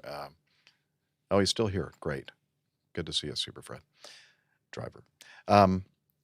Okay, the first piece of advice I would give anyone thinking of transitioning is go to see an AME, an aviation medical examiner, and see if they even qualify medically. Lots of hidden health issues like minor color blindness that are perfectly acceptable in every other career but are immediate disqualifiers in aviation. That's good advice. Then take a listen to Ready for Pushback and visit sites like Spitfire Elite or Ready Set Takeoff. They specialize in the hiring process and advice game. They won't teach you anything about being a pilot, but will help prep you for the interview and any cognitive tests required in the interview process. Nick Fialka is a Delta captain. This is the Ready for Pushback podcast. And on his show, he interviews folks from the industry or clients that are looking to make the transition. He gives the practical advice for everyone from a military pilot to an accountant that are looking for that legacy airline job and gives them practical steps to be successful. For what it's worth, I keep 3 podcasts in my normal rotation: Airline Pilot Guy, Opposing Bases, and Ready for Pushback. In my opinion, it's a triple threat for anyone wanting to be a professional pilot. Hope all is well and you're enjoying life in the road vessel. I am. Hope to see the next live show. And he actually is. He's there right now as we're recording this live. So thank you, Super Fred Driver. And I did send your feedback to Texas and LaShock. And so haven't heard back from him yet, but I'm sure that's going to be very helpful for him. All right. Anything to add from the crew, or shall we just continue on? No, it's great advice. And he's put us there along with some pretty high-powered podcasts. So really nice to be amongst them. Ready for Pushback, and I've never heard of the other one. Yeah, I neither have I, but I'm assuming they're... The other two are, I think they're sites, and I might be wrong. He's in the chat, so if he can correct me on this, but I think they're just sites that you can go to, the Spitfire Elite and Ready Set Takeoff. Is that what you're referring to? Third podcast that I'm sorry. he mentioned that I was wasn't still going looking to back mention. at That's the one I've never heard of. Come on, Steph. Yeah, no, sorry. Get with it. Yeah. I haven't, and I'm sorry. I was just trying to be helpful for. Oh, you were very helpful. Yeah. So, yeah, but right. I do see what you're getting at. The other, yeah. Okay. There was another podcast. I don't know if he's still doing it or not. Aviation Careers podcast, I think. Is that still live? Maybe. Staff, check on that. Okay.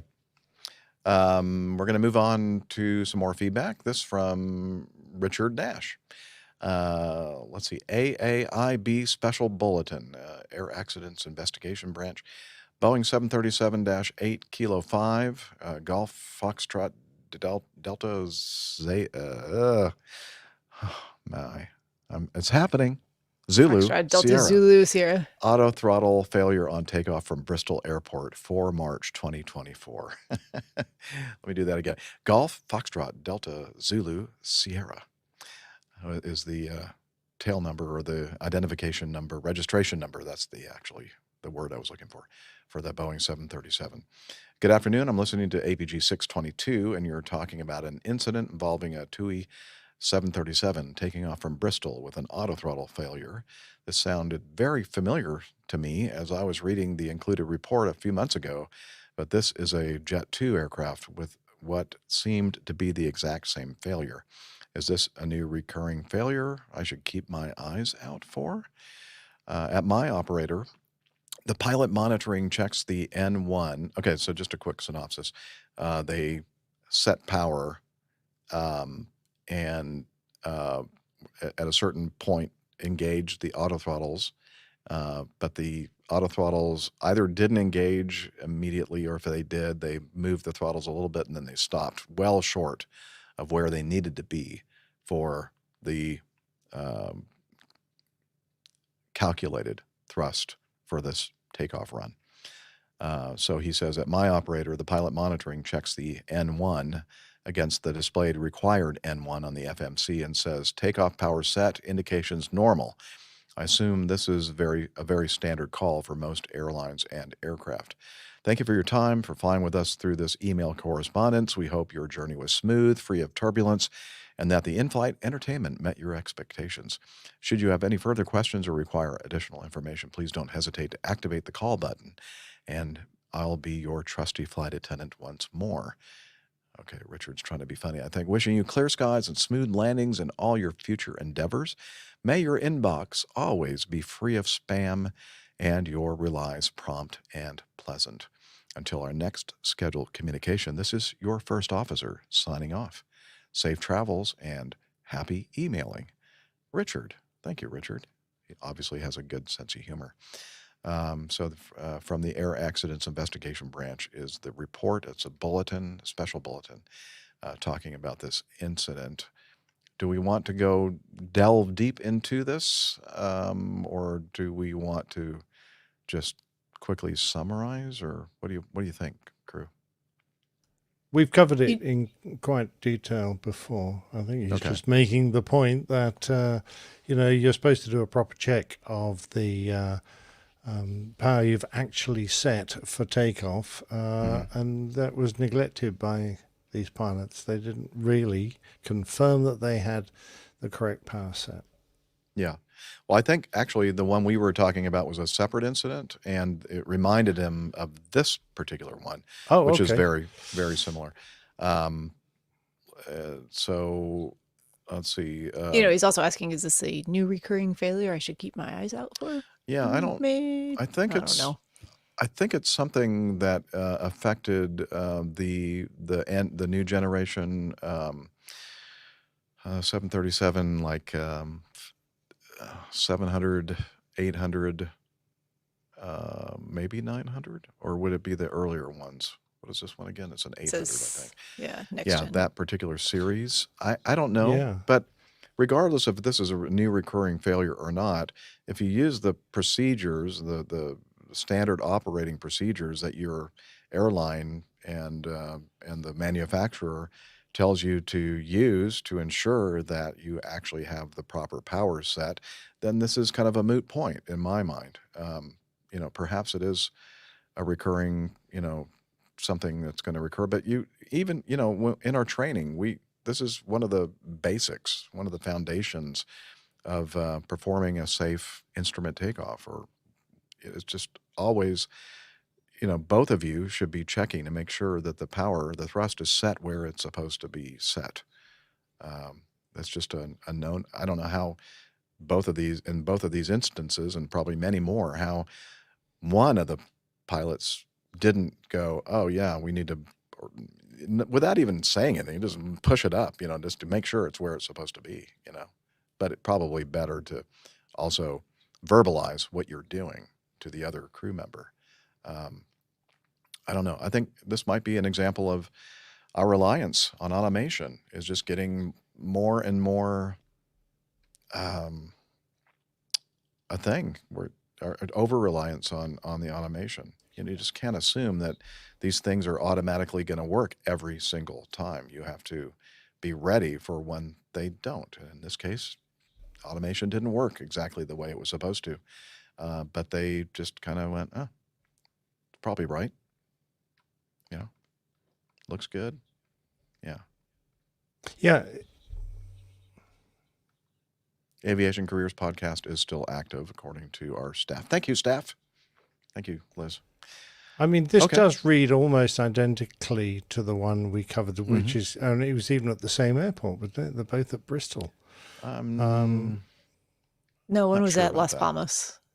Yeah, Las Palmas. Yeah, in Spain. Gran Canaria. You're talking...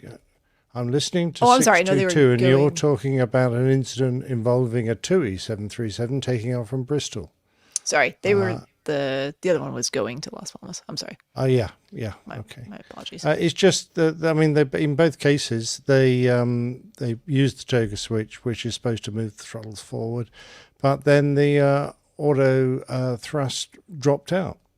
And it's quite possible that you could do that. And apart from that, you get a warning. So you're bound to get a warning if you don't get an auto throttle engage, I'm sure. But, I mean, 737 guys, tell me if I'm wrong.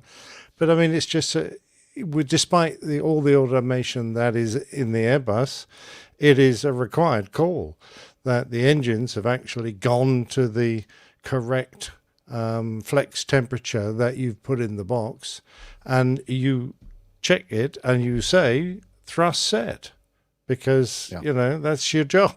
I'm going, come on guys, that is what you're there to do. And if you don't do your job, then get out of the damn seat and let someone who can do it get in instead. Sorry. I think they may have just you should be on it, because I'll move over. I need to get on this high horse. The fact that, as you mentioned, power set, thrust normal, or whatever the line is, whatever the line is what you say. But you, in addition to actually saying it, you actually have to perform what you're saying. You have to. That's the whole point of saying it. You're looking at it. You're going, yeah, the power set. That's where the thrust is supposed to be. Yep. So make sure that that's happening. This is just frustrating, I think, and confusing for all of us who are, airline pilots or professional pilots. This is the way you keep everything safe, and just inexplicable that these things are happening more and more. Yeah.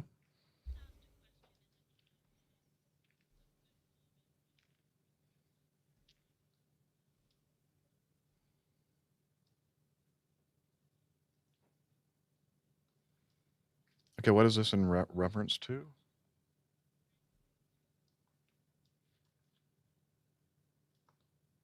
Oh, about the in reference to the getting a medical certificate or applying for a medical certificate before you get too far into the process of trying to get on with some kind of a professional flying outfit.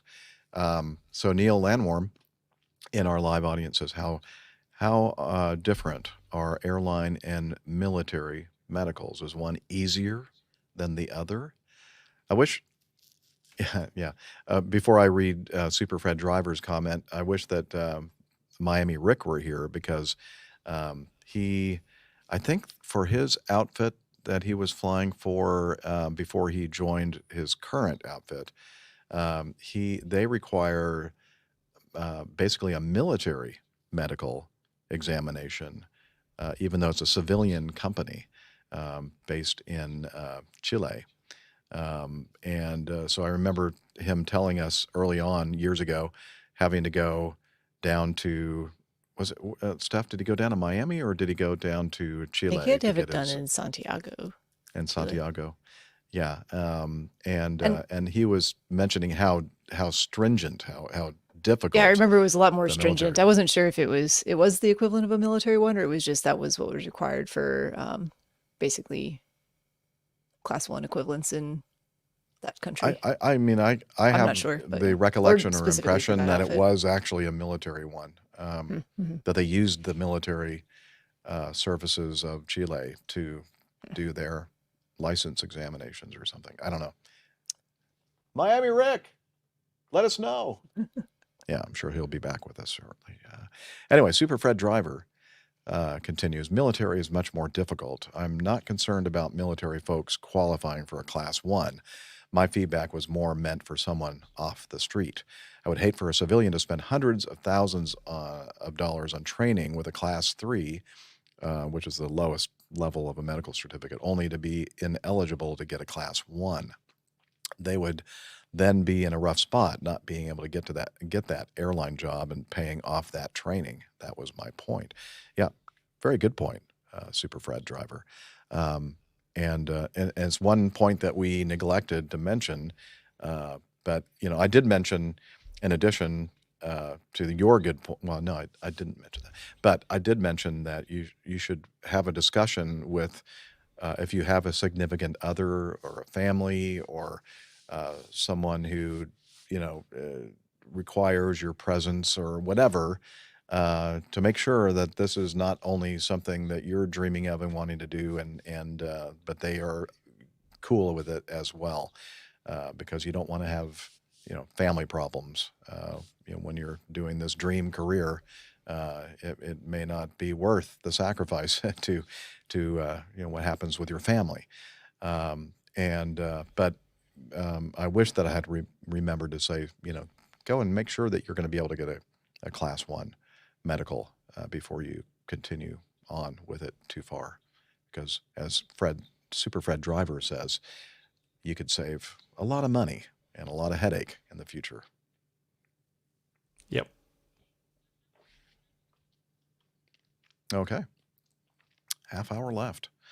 That means we should probably continue moving on here. And by the way, the Air Accidents Investigation Branch bulletin that we were referring to in Richard's feedback will be in the show notes, as well as all the photos and everything that we're referring to in the show. And again, airlinePilotGuide.com/629 should take you right to the post on our website where you'll have the show notes or a link to the show notes there. So, this is from Tim Van Ram, and you probably don't know this, but I was wanting to play some video with this one. And of course, I wasn't ready for it, so that should only take me a couple of clicks. And I really enjoyed watching this entire episode. So Tim says, hey, APG followers of a certain age, here's some cool info I ran across about Sky King, the TV show from the 60s I thought everyone might enjoy. I love the show, and I'll bet others in APG land did as well. And he sent a nice little picture here of Skylar King in front of his airplane, twin-engine, radial-engined airplane. What is that, Camacho? Is that a beach, or is that one of those Cessnas that ran into that backed into the car on the ramp at McConnell Air Force Base? I can't tell. Can you? Oh, you're muted, Camacho. Sorry about that. Yeah, it's a Cessna. They were called bamboo bombers. They were wooden airplanes. So they were T-50s or UC-78 was another designation the military used. But yeah, they were in that video we watched in McConnell, the silver airplane with green trim. That was a UC-78, a bamboo bomber. Now I understand what Liz in the on the back channel was saying to me as I was blubbering on. She goes, well, they talk about the airplanes in the thing that you're supposed to read in the description. Yeah. In the picture that's on the screen. Yeah, that's on the screen. Okay, thanks. Skylar King flew. I'm trying to get better, but apparently after 15 years of doing the show, I'm never gonna be perfect on this for sure. Anyway, Skylar King flew 2 planes during the course of the series, both named Songbird. The first was a Cessna T-50 bamboo bomber. It was a wood and fabric classic beauty, which was designed for training World War II pilots. The second was a Cessna 310B, a state-of-the-art twin-engine plane first produced in 1953. Aerial filming was done from another 310B, both to match the flying characteristics of the primary plane and also to provide a backup aircraft for ground and low-level flying scenes. And, excuse me, a little stomach sound there from me. Sorry about that. So what I'm going to do now is I'm going to play a little snip. I'm not going to play the whole episode. This episode, Operation Urgent, April 5, 1952. The western sky comes Sky King, brought to you by Nabisco, National Biscuit Company. That was a 310, wasn't it, Camacho? That was a 310. Yep. Was that an Avion?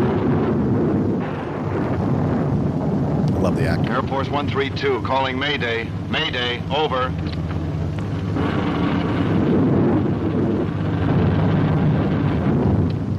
I like the Mayday. Very good. Yeah. Those are the old days when they taught pilots properly. Calling Mayday. Mayday. Mayday. Oh, he over. said it 3 times this time. Yeah. Perfect. Hello, Air Force 132. Hello, Air Force 132. This is the Flying Crown Ranch. Over. Air Force 132 calling Flying Crown Ranch. Can you read me? Who are you? Over. Yes. This is Skylar King of the Flying Crown Ranch. I read you loud and clear. Over. Roger, King. Now listen carefully. Take this message. This is Air Force 132, Lieutenant Doug Mercer, pilot. I am lost. I am lost. Over. Keep talking, 132. I'll try to get a bearing on you. Over. There's no time. No time. Gas is running out. My radio may conk out at any minute. Now take down this message. Get it? Over. Roger. Over. The Phoenix radio beam suddenly faded on me.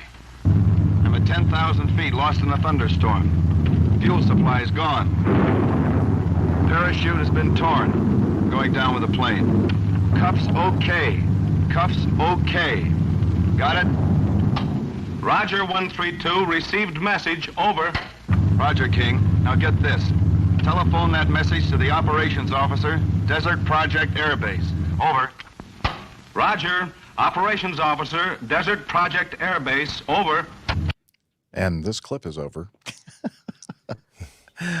That's such a great that's teaser. intense. Really? What happened? I know. Now I need to know.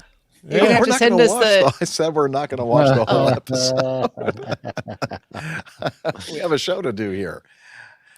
I'll definitely link to this episode, and you can find more on your own. I found this on YouTube, and it's fun to watch these things. It was, filmed in the 50s. Well, I must admit, I'm looking at the show notes, and you've got a picture there of the video still, and they're all wearing cowboy hats when they're flying. So that just goes. Well, we're all a bunch of cowboys over here. Exactly. Right? Yeah. Well, yeah, they look like they're yeehawing and having a good time. Yeah, man. That's American aviation right there in a nutshell. Brought to you by, of course, by the National Biscuit Mayday, Company. mayday, mayday. Wonder if we can get we get them as a sponsor for the over? Yeah, the National Biscuit Company. All right. Anyway, that was fun. Thank you so much, Tim, for mentioning that. Actually, I know you're going to hate to hear this, but I'm only 65 years old, and I'm too young to remember watching that when I was a kid. I don't remember. Yeah, well, Liz did because you're like didn't really break old. into the UK TV scene, I'm afraid. We saw Whirlybirds, but not that one. Roger, over. Okay, Roger, Liz, copy, message, move on. Oh, okay. On this one here? No. From on Golf Hotel? 104. Oh, you know what? My darn thing again. Sorry.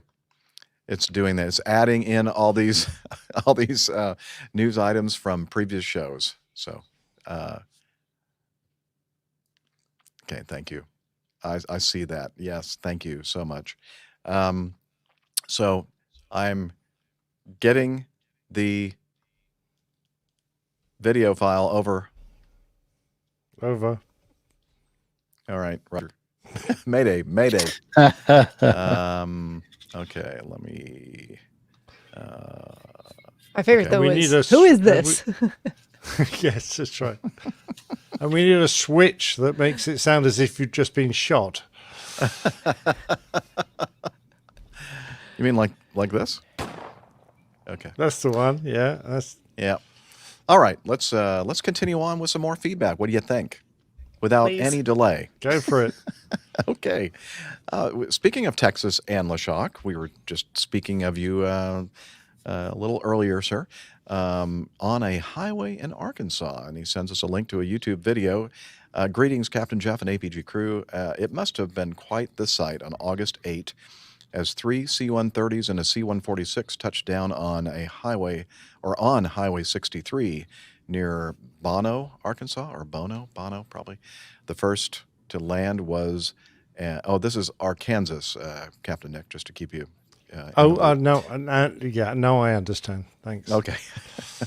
The first to land was a MC-130J Commando 2, followed by, that was the gunship, followed by a C-146A Wolfhound, and finally an AC-130J Ghost Rider.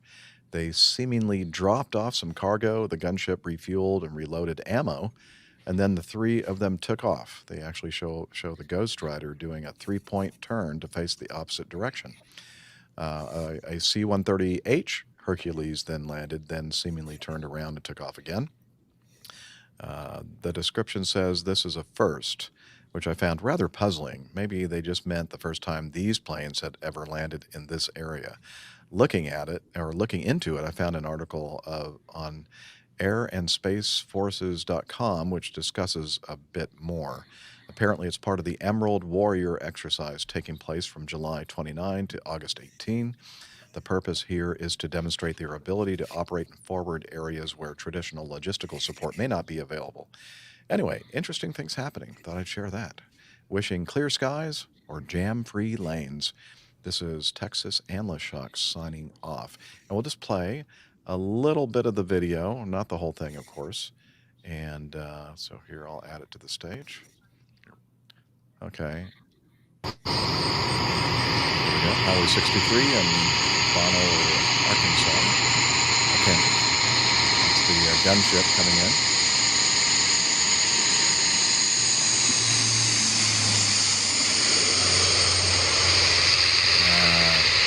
I didn't see his blinker. Issue a citation. So it's way over the speed. Here's the MC-130. No, it's the same thing. Where's the other one? Anyway, here's the 146 coming in. Twin engine. Couple of landing rods there.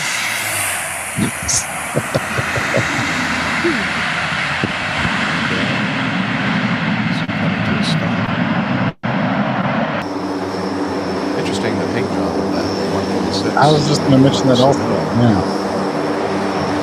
Anyway, so here they're running around, they're doing some, taking some cargo off, and that sort of thing. We're not going to play.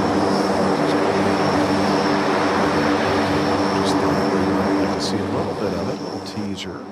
And of course, as always, we'll have the all these links in the show notes. But yeah, I just I'll thought take it a was look. kind I of want to. odd. I want to see that Ghost Rider 146. doing a. Oh, sorry. Yeah, were you talking about the paint job on the 146? I was talking about the Ghost Yeah. Rider doing a 3-point turn. I want to watch that part. How does that work? Yeah, well, you'll have to go and find that stuff. All right. You have the link. Got it. All right. Let us continue with this feedback. Let me make sure it's not from an earlier show. Looks like from David. Yeah. Now, David sent this in to us, Dave, who is an A&P mechanic. And, excuse me, maybe somebody can take over. I have a little something in my throat. Sure. Yeah, I can read it for you. Yep. It says, hello, everyone. Just listened to show 614. I have many years of heavy aircraft maintenance and had seen a similar situation happen after a simple brake modification going wrong. This may be exactly what happened to the runway excursion aircraft. I'm willing to bet it's not the pilot's fault. Note, you can check this out with the A&P Mechanical Knowledge of Miami Rick to see what he thinks. If you accidentally swap the brake hydraulic lines on the same side going back to the individual anti-skid system valves, not that hard to do, the airplane brakes would continue to operate normally until a day comes along when one of the wheels goes into a full skid during heavy braking or a wet runway landing. The wheel speed sensor on the stopped skidding wheel would detect the skid and incorrectly continue releasing the brake on the only wheel that is keeping you on center line. No sane person would ever consider releasing the brake pedal in that situation, and that is why anti-skid systems are critical for landing. Just my 2 cents. Yeah, just a reminder, this is in reference to the 737 that landed on runway 27 at Houston Intercontinental a little ways back, I think earlier this year. And they, kept their speed up. It's a very long runway. They were going to go all the way to the end and turn 90 degrees, turn to the right to take that last taxiway exit. And the airplane didn't behave and didn't slow quickly enough, and he ended up having a runway excursion. And we were trying to figure out, this heavy aircraft maintenance and switching and working on the anti-skid system and the fact that they that was it determined that that's actually what happened, that the brake lines were oh, that's just speculation. Okay. So basically we were saying, I remember now, we were talking about the fact that it had flown 17 times and it hadn't happened until this particular flight.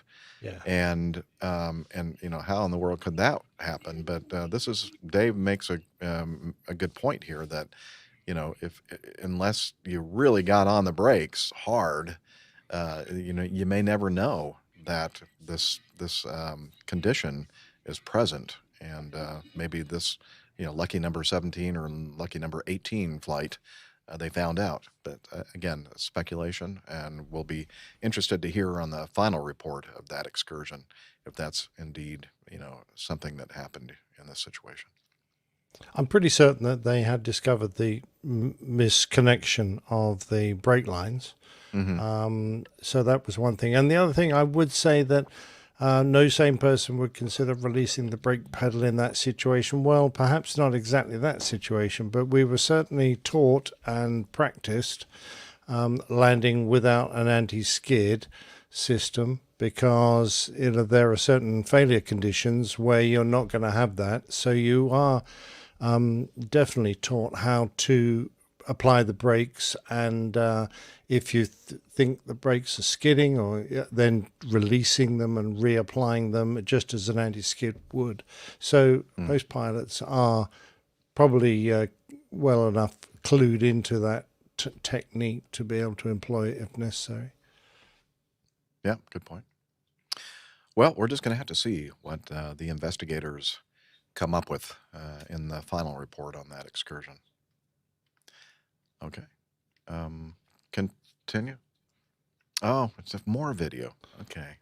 Hang on. I just need to catch up with all this stuff. Ketchup? Ketchup? It's delicious. I have all these videos. Just not on sticking Chicago here. hot dogs. Remove. Oh, really? Yeah, really. What do you have instead? On Chicago hot dogs, you have sport peppers and green relish and tomatoes and You had Mustard, one, pickle. Nick? And Yeah, I know. Didn't you? I can't remember if we put ketchup on it or not. Oh, there was ketchup on it. Yeah. Wasn't I'm there? pretty on the sure Chicago we hot did. dog? Maybe, maybe not. I can't I remember don't know. now. I know there's definitely mustard. And Definitely that, mustard. Yep. and that fluorescent looking Fluorescent. Yep. The green relish. relish. Oh, yeah, we had all that. We had instructions. From someone. Yeah, someone told us how to order it. Okay. Let's see. I need to. Pretty focus sure on it was those. you, Steph. It was probably me. It Yeah. was. You and yeah. Okay. I think I'm ready with the video. So let me read. Let's see. Thank you. All right. This feedback from Greg Peterson, he used to be a big ass fan. He's still a fan, I think. We haven't heard from him in a while. His new job must be keeping him very busy. But great to hear from you, Greg. He says, "Hey crew, hope everyone is doing well. It's been a while since I've sent in any feedback." Yeah, we noticed that. I'm looking forward to Jeff bringing the road vessel to Southwest Ohio for a visit in the future. And Rick, you really must hit me up when you have a CVG layover so we can get together and steal some luggage from the baggage carousel. Oh, no, wait. That's a different thing. So we can get together and have an adult beverage or two. Well, enough with the pleasantries. On to the purpose of my email. On episode 626, you were giving Captain Nick a hard time about his love of rotorcraft and hot air balloons and talking about the Olympic flame being suspended from a hot air balloon. A tip of the hat to the Montgolfier brothers, but I'm sure you already knew that. Oh, yeah, everybody knows that. In the center of Paris. But did you know it wasn't a flame at all in the cauldron? It was just light and atomized water. I think we may have mentioned that, but I'm not sure. Here are a couple of links discussing the illusion. Also, there's a movement to keep the balloon and the flame as a permanent feature of the Parisian night sky. And then he has a couple different links that we'll have also in our show notes. And The Olympic cauldron in Paris is turning heads, but it's not actually on fire. Organizers chose an eco-friendly approach this year. Instead of carbon fuels, this nearly 100-foot-high cauldron uses a 22-foot ring of electric flames powered by water and light. With 40 LED spotlights and 200 high-pressure misting nozzles, the spectacle creates a mist cloud that resembles flames. And each night, this hot air balloon-shaped cauldron rises nearly 200 feet, illuminating the skies of Paris for all to see. Cool. Okay, now, so they didn't actually have a flame. I'm a little confused because, it's usually a very big thing where they kindle the flame in ancient Greece, well, amongst all the temples of Greece, and then they use a special mirror and they concentrate the sun and they light the flame, and then it's carried without going out, but torch to torch halfway around the world, and they take it all sorts of places, and they even have special lamps that carry the flame on an aircraft safely and all this kind of stuff. And then they bring the flame all the way to Paris, and then what do? Just turn it off because they don't set light to the balloon with it. I mean, what did they do all the flame carrying for? You're such a purist, Nick. Yes. There's a flame right there. See in that still that I have it on? They did carry the flame that far. They've nurtured this flame from Greece all the way round to Paris, and then they don't use it. and then they don't use it. I'm going, what's the point? Well, I guess they were going green. They didn't want to use all that fuel. Well, they might have used keep it going. battery-powered torches then. They could use a solar charger to charge up a battery to light a LED, and then you could stick that in a torch and carry it around the world. You don't actually have to have a real So they should have flame. just Is that what started you're with a saying? fake fire. Got it. Well, clearly it's they ridiculous. didn't call you and ask you for any advice. Nick on just this. wanted to find It's some just their way to mistake. complain about a balloon. Iconic Sorry. Olympic called. Yeah. I'm trying to remove it. Stupid balloon. If they hadn't used a balloon, they could have had a real flame, of course. And of course, the original Montgolfier balloon used a bonfire, and they stuck a straw on the bonfire and to make smoke, because they thought it was the smoke that had the properties of lift. Oh, and not the heat? No, they didn't understand that it was the heat. They thought it was the smoke. So they made very smoky fires. Interesting. iHallbox is in our live audience says, I'm not smoking, ma'am. I'm carrying the Olympic torch, if that's okay. He's the reason why we've got those no smoking signs still. Yeah. Neil, it does indeed go out all the time, but they always have a backup flame. So if the torch goes out, they have a special sealed lamp which can't get blown out, and they relight the torch from that flame, because they really do try and keep it going. It does really keep going all the way.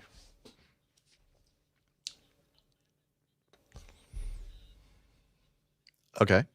We're going to continue on the feedback number 11 from Nick Erlander. The elusive first job. It's been a long time since I've sent some feedback, and even longer since my then girlfriend Jenny and I met up with Captain Jeff near the ATL airport in the summer of 2022 for some barbecue. I say then girlfriend because now, well, she dumped me and I'm broken. Wait, no. Let me start this sentence over. Man, I was going to make that joke. It's a bad joke. My bad.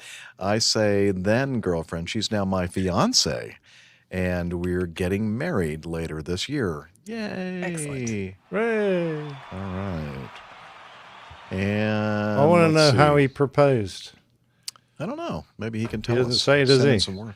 No. However, that's not important right now. Like I'm trying to do Leslie Nielsen. That's not important right now. What's important is some very exciting flying news. Things seemed pretty bleak 6 months or so ago with no response from a lot of the job applications I'd put in over the past 2 years. I was not getting past the CV sift, and then when I did, I then wasn't getting past the dreaded pre-recorded video interviews. I was considering that maybe this wasn't going to happen for me. But I gave it one last push over the winter where I reflected on my approach to this whole job hunting thing, from my CV layout to interview technique, and then, like buses, everything came along at once. Suddenly, I had interviews, aptitude tests, simulator assessments, and finally, job offers from Raven Air, an aerial survey outfit, Logan Air, Jet2.com, and, last but not least, British Airways, all in a period of 3 months. Man, when it rains, it pours.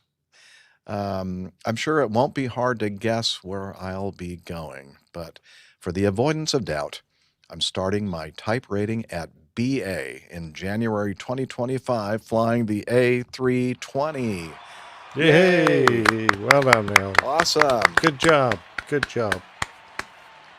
All right, and I'm unbelievably lucky to fly there right from the start of my flying career and relieved that all the hard work paid off. Disclaimer, much more hard work still to come. Yeah, that's for sure. Wanted to share this with the crew, as whether you know it or not, APG has been there all the way through my journey to professional pilot since 2018. from the long drives to and from my training airfield every day to keeping me motivated in the dark days of COVID lockdowns, remember those, and helping me see that there'd be light at the end of the tunnel. Doing training the modular way in the UK can be a lonely place, as you do each license and rating at your own pace and on nobody's schedule but your own. You don't often get the chance to meet people in the same position as you. So having the APG as the constant voice throughout has something I've really appreciated, particularly as I've learned so much just by listening to the crew and the community over the years. The podcast will no doubt be my companion again as I go through the type rating, begin line flying, and beyond. One day, I will make it to a UK meetup and meet the UK community face to face. I promise. I'm a bit behind on episodes, but hope to catch up soon. Thank you all again. Nick in Wimbledon, UK. And Excellent. Good job. So perfect. Very Well good. done, Nick. Very good job. Thank you for saying what you said in that last paragraph about APG, or the second to last paragraph. About how important it was to listen to us and be part of this community. And it's such a supportive community. And we can't wait to hear more feedback from you, Nick, in the future when you make it through all the stuff, all the obstacles that you're going to run into, getting all checked out as a line pilot at BA. We can't wait to hear the feedback from you, and it's going to be something that's going to inspire many people listening to the show right now. Mm-hmm. This is where it all for gets sure. paid forward to the next Yeah. generation listening. Brilliant. Much congratulations, and to both of you, because there's no doubt about it that you're doing the hard work, but your fiance is undoubtedly supporting you and helping, keep your morale up and making sure you stick with the homework and everything else you need to do. If she's anything like my wife, she used to be there with the flight reference cards or the quick handbook, QRH, quick reference handbook, and test me on all the memory items and all that so that I could, pass those simulators. So good job, both of you. Yeah. Very important to have, as we mentioned over and over on the show, and unfortunately, for some of us it hasn't worked out great, but making sure that your family is well taken care of, as well as them taking care of you, it's a two-way street, and it's very important in this journey that you're undertaking. So good luck and congratulations for being hired. That's awesome. Okay, well, Vernon sent this to us a while back. He says, APG crew, I had some time to kill before a flight out. Happened to catch the Dreamlifter departure out of Anchorage. That was a treat. And again, this is Vernon Tryon, soon to return to Fort Morgan. I'm sure he's there now. Fort Morgan, Colorado. And in his video that we're going to see right now, we can see kind of a familiar airframe. We know some people that have a connection to this Dreamlifter kind of overstuffed 747 rolling down the runway here in Anchorage. Vernon's landscape. Yeah.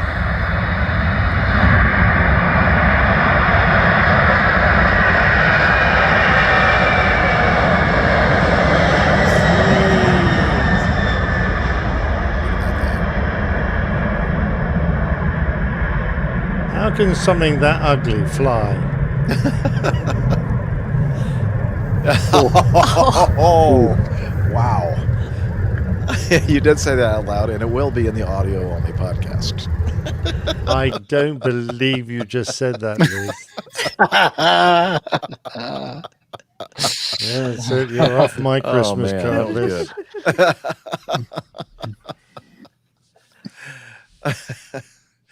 It's a face only a mother could love. And I'm talking about Nick, not the Dreamlifter. We love your face, Nick. We love everything. Well, not everything, but most everything about you.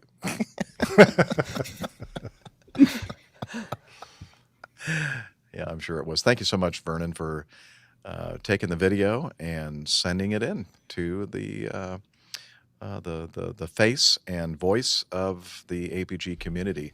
And we're so happy that all of you out there are part of it. And you can learn more about it if you're just new to our show by heading over to airlinepilotguy.com, our website, which is safe and secure. Even has a little S right after the P, so we know it's secure. Where you'll find information about the crew and the community. And we have a community calendar there. We have a library. We have more information, more in-depth information about the best part of the show, which of course is the old pilot's plain tales, and much more. So check it out by going over to airlinepilotguy.com. And we are on social media, or what I like, because I'm a boomer, I like to call it Sochmeds.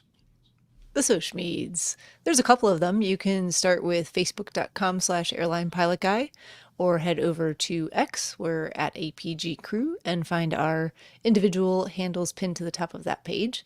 Mostly to check out Captain Nick's weekly show artwork. It's over on Instagram, instagram.com, and we are APG Crew there as well.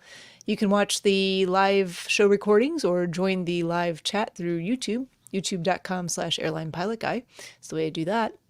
If that's not enough, I would like to recommend Slack. I hope that Hillel has found his way to the church as well. I'm not sure. I did hear a little ruckus earlier. He may have had run into some of the security people here. I don't know, but let me see if, I didn't even know we had a shower anywhere near the choir room. Hey, Hillel, can you tell us about Slack? Okay, but I'm dripping wet.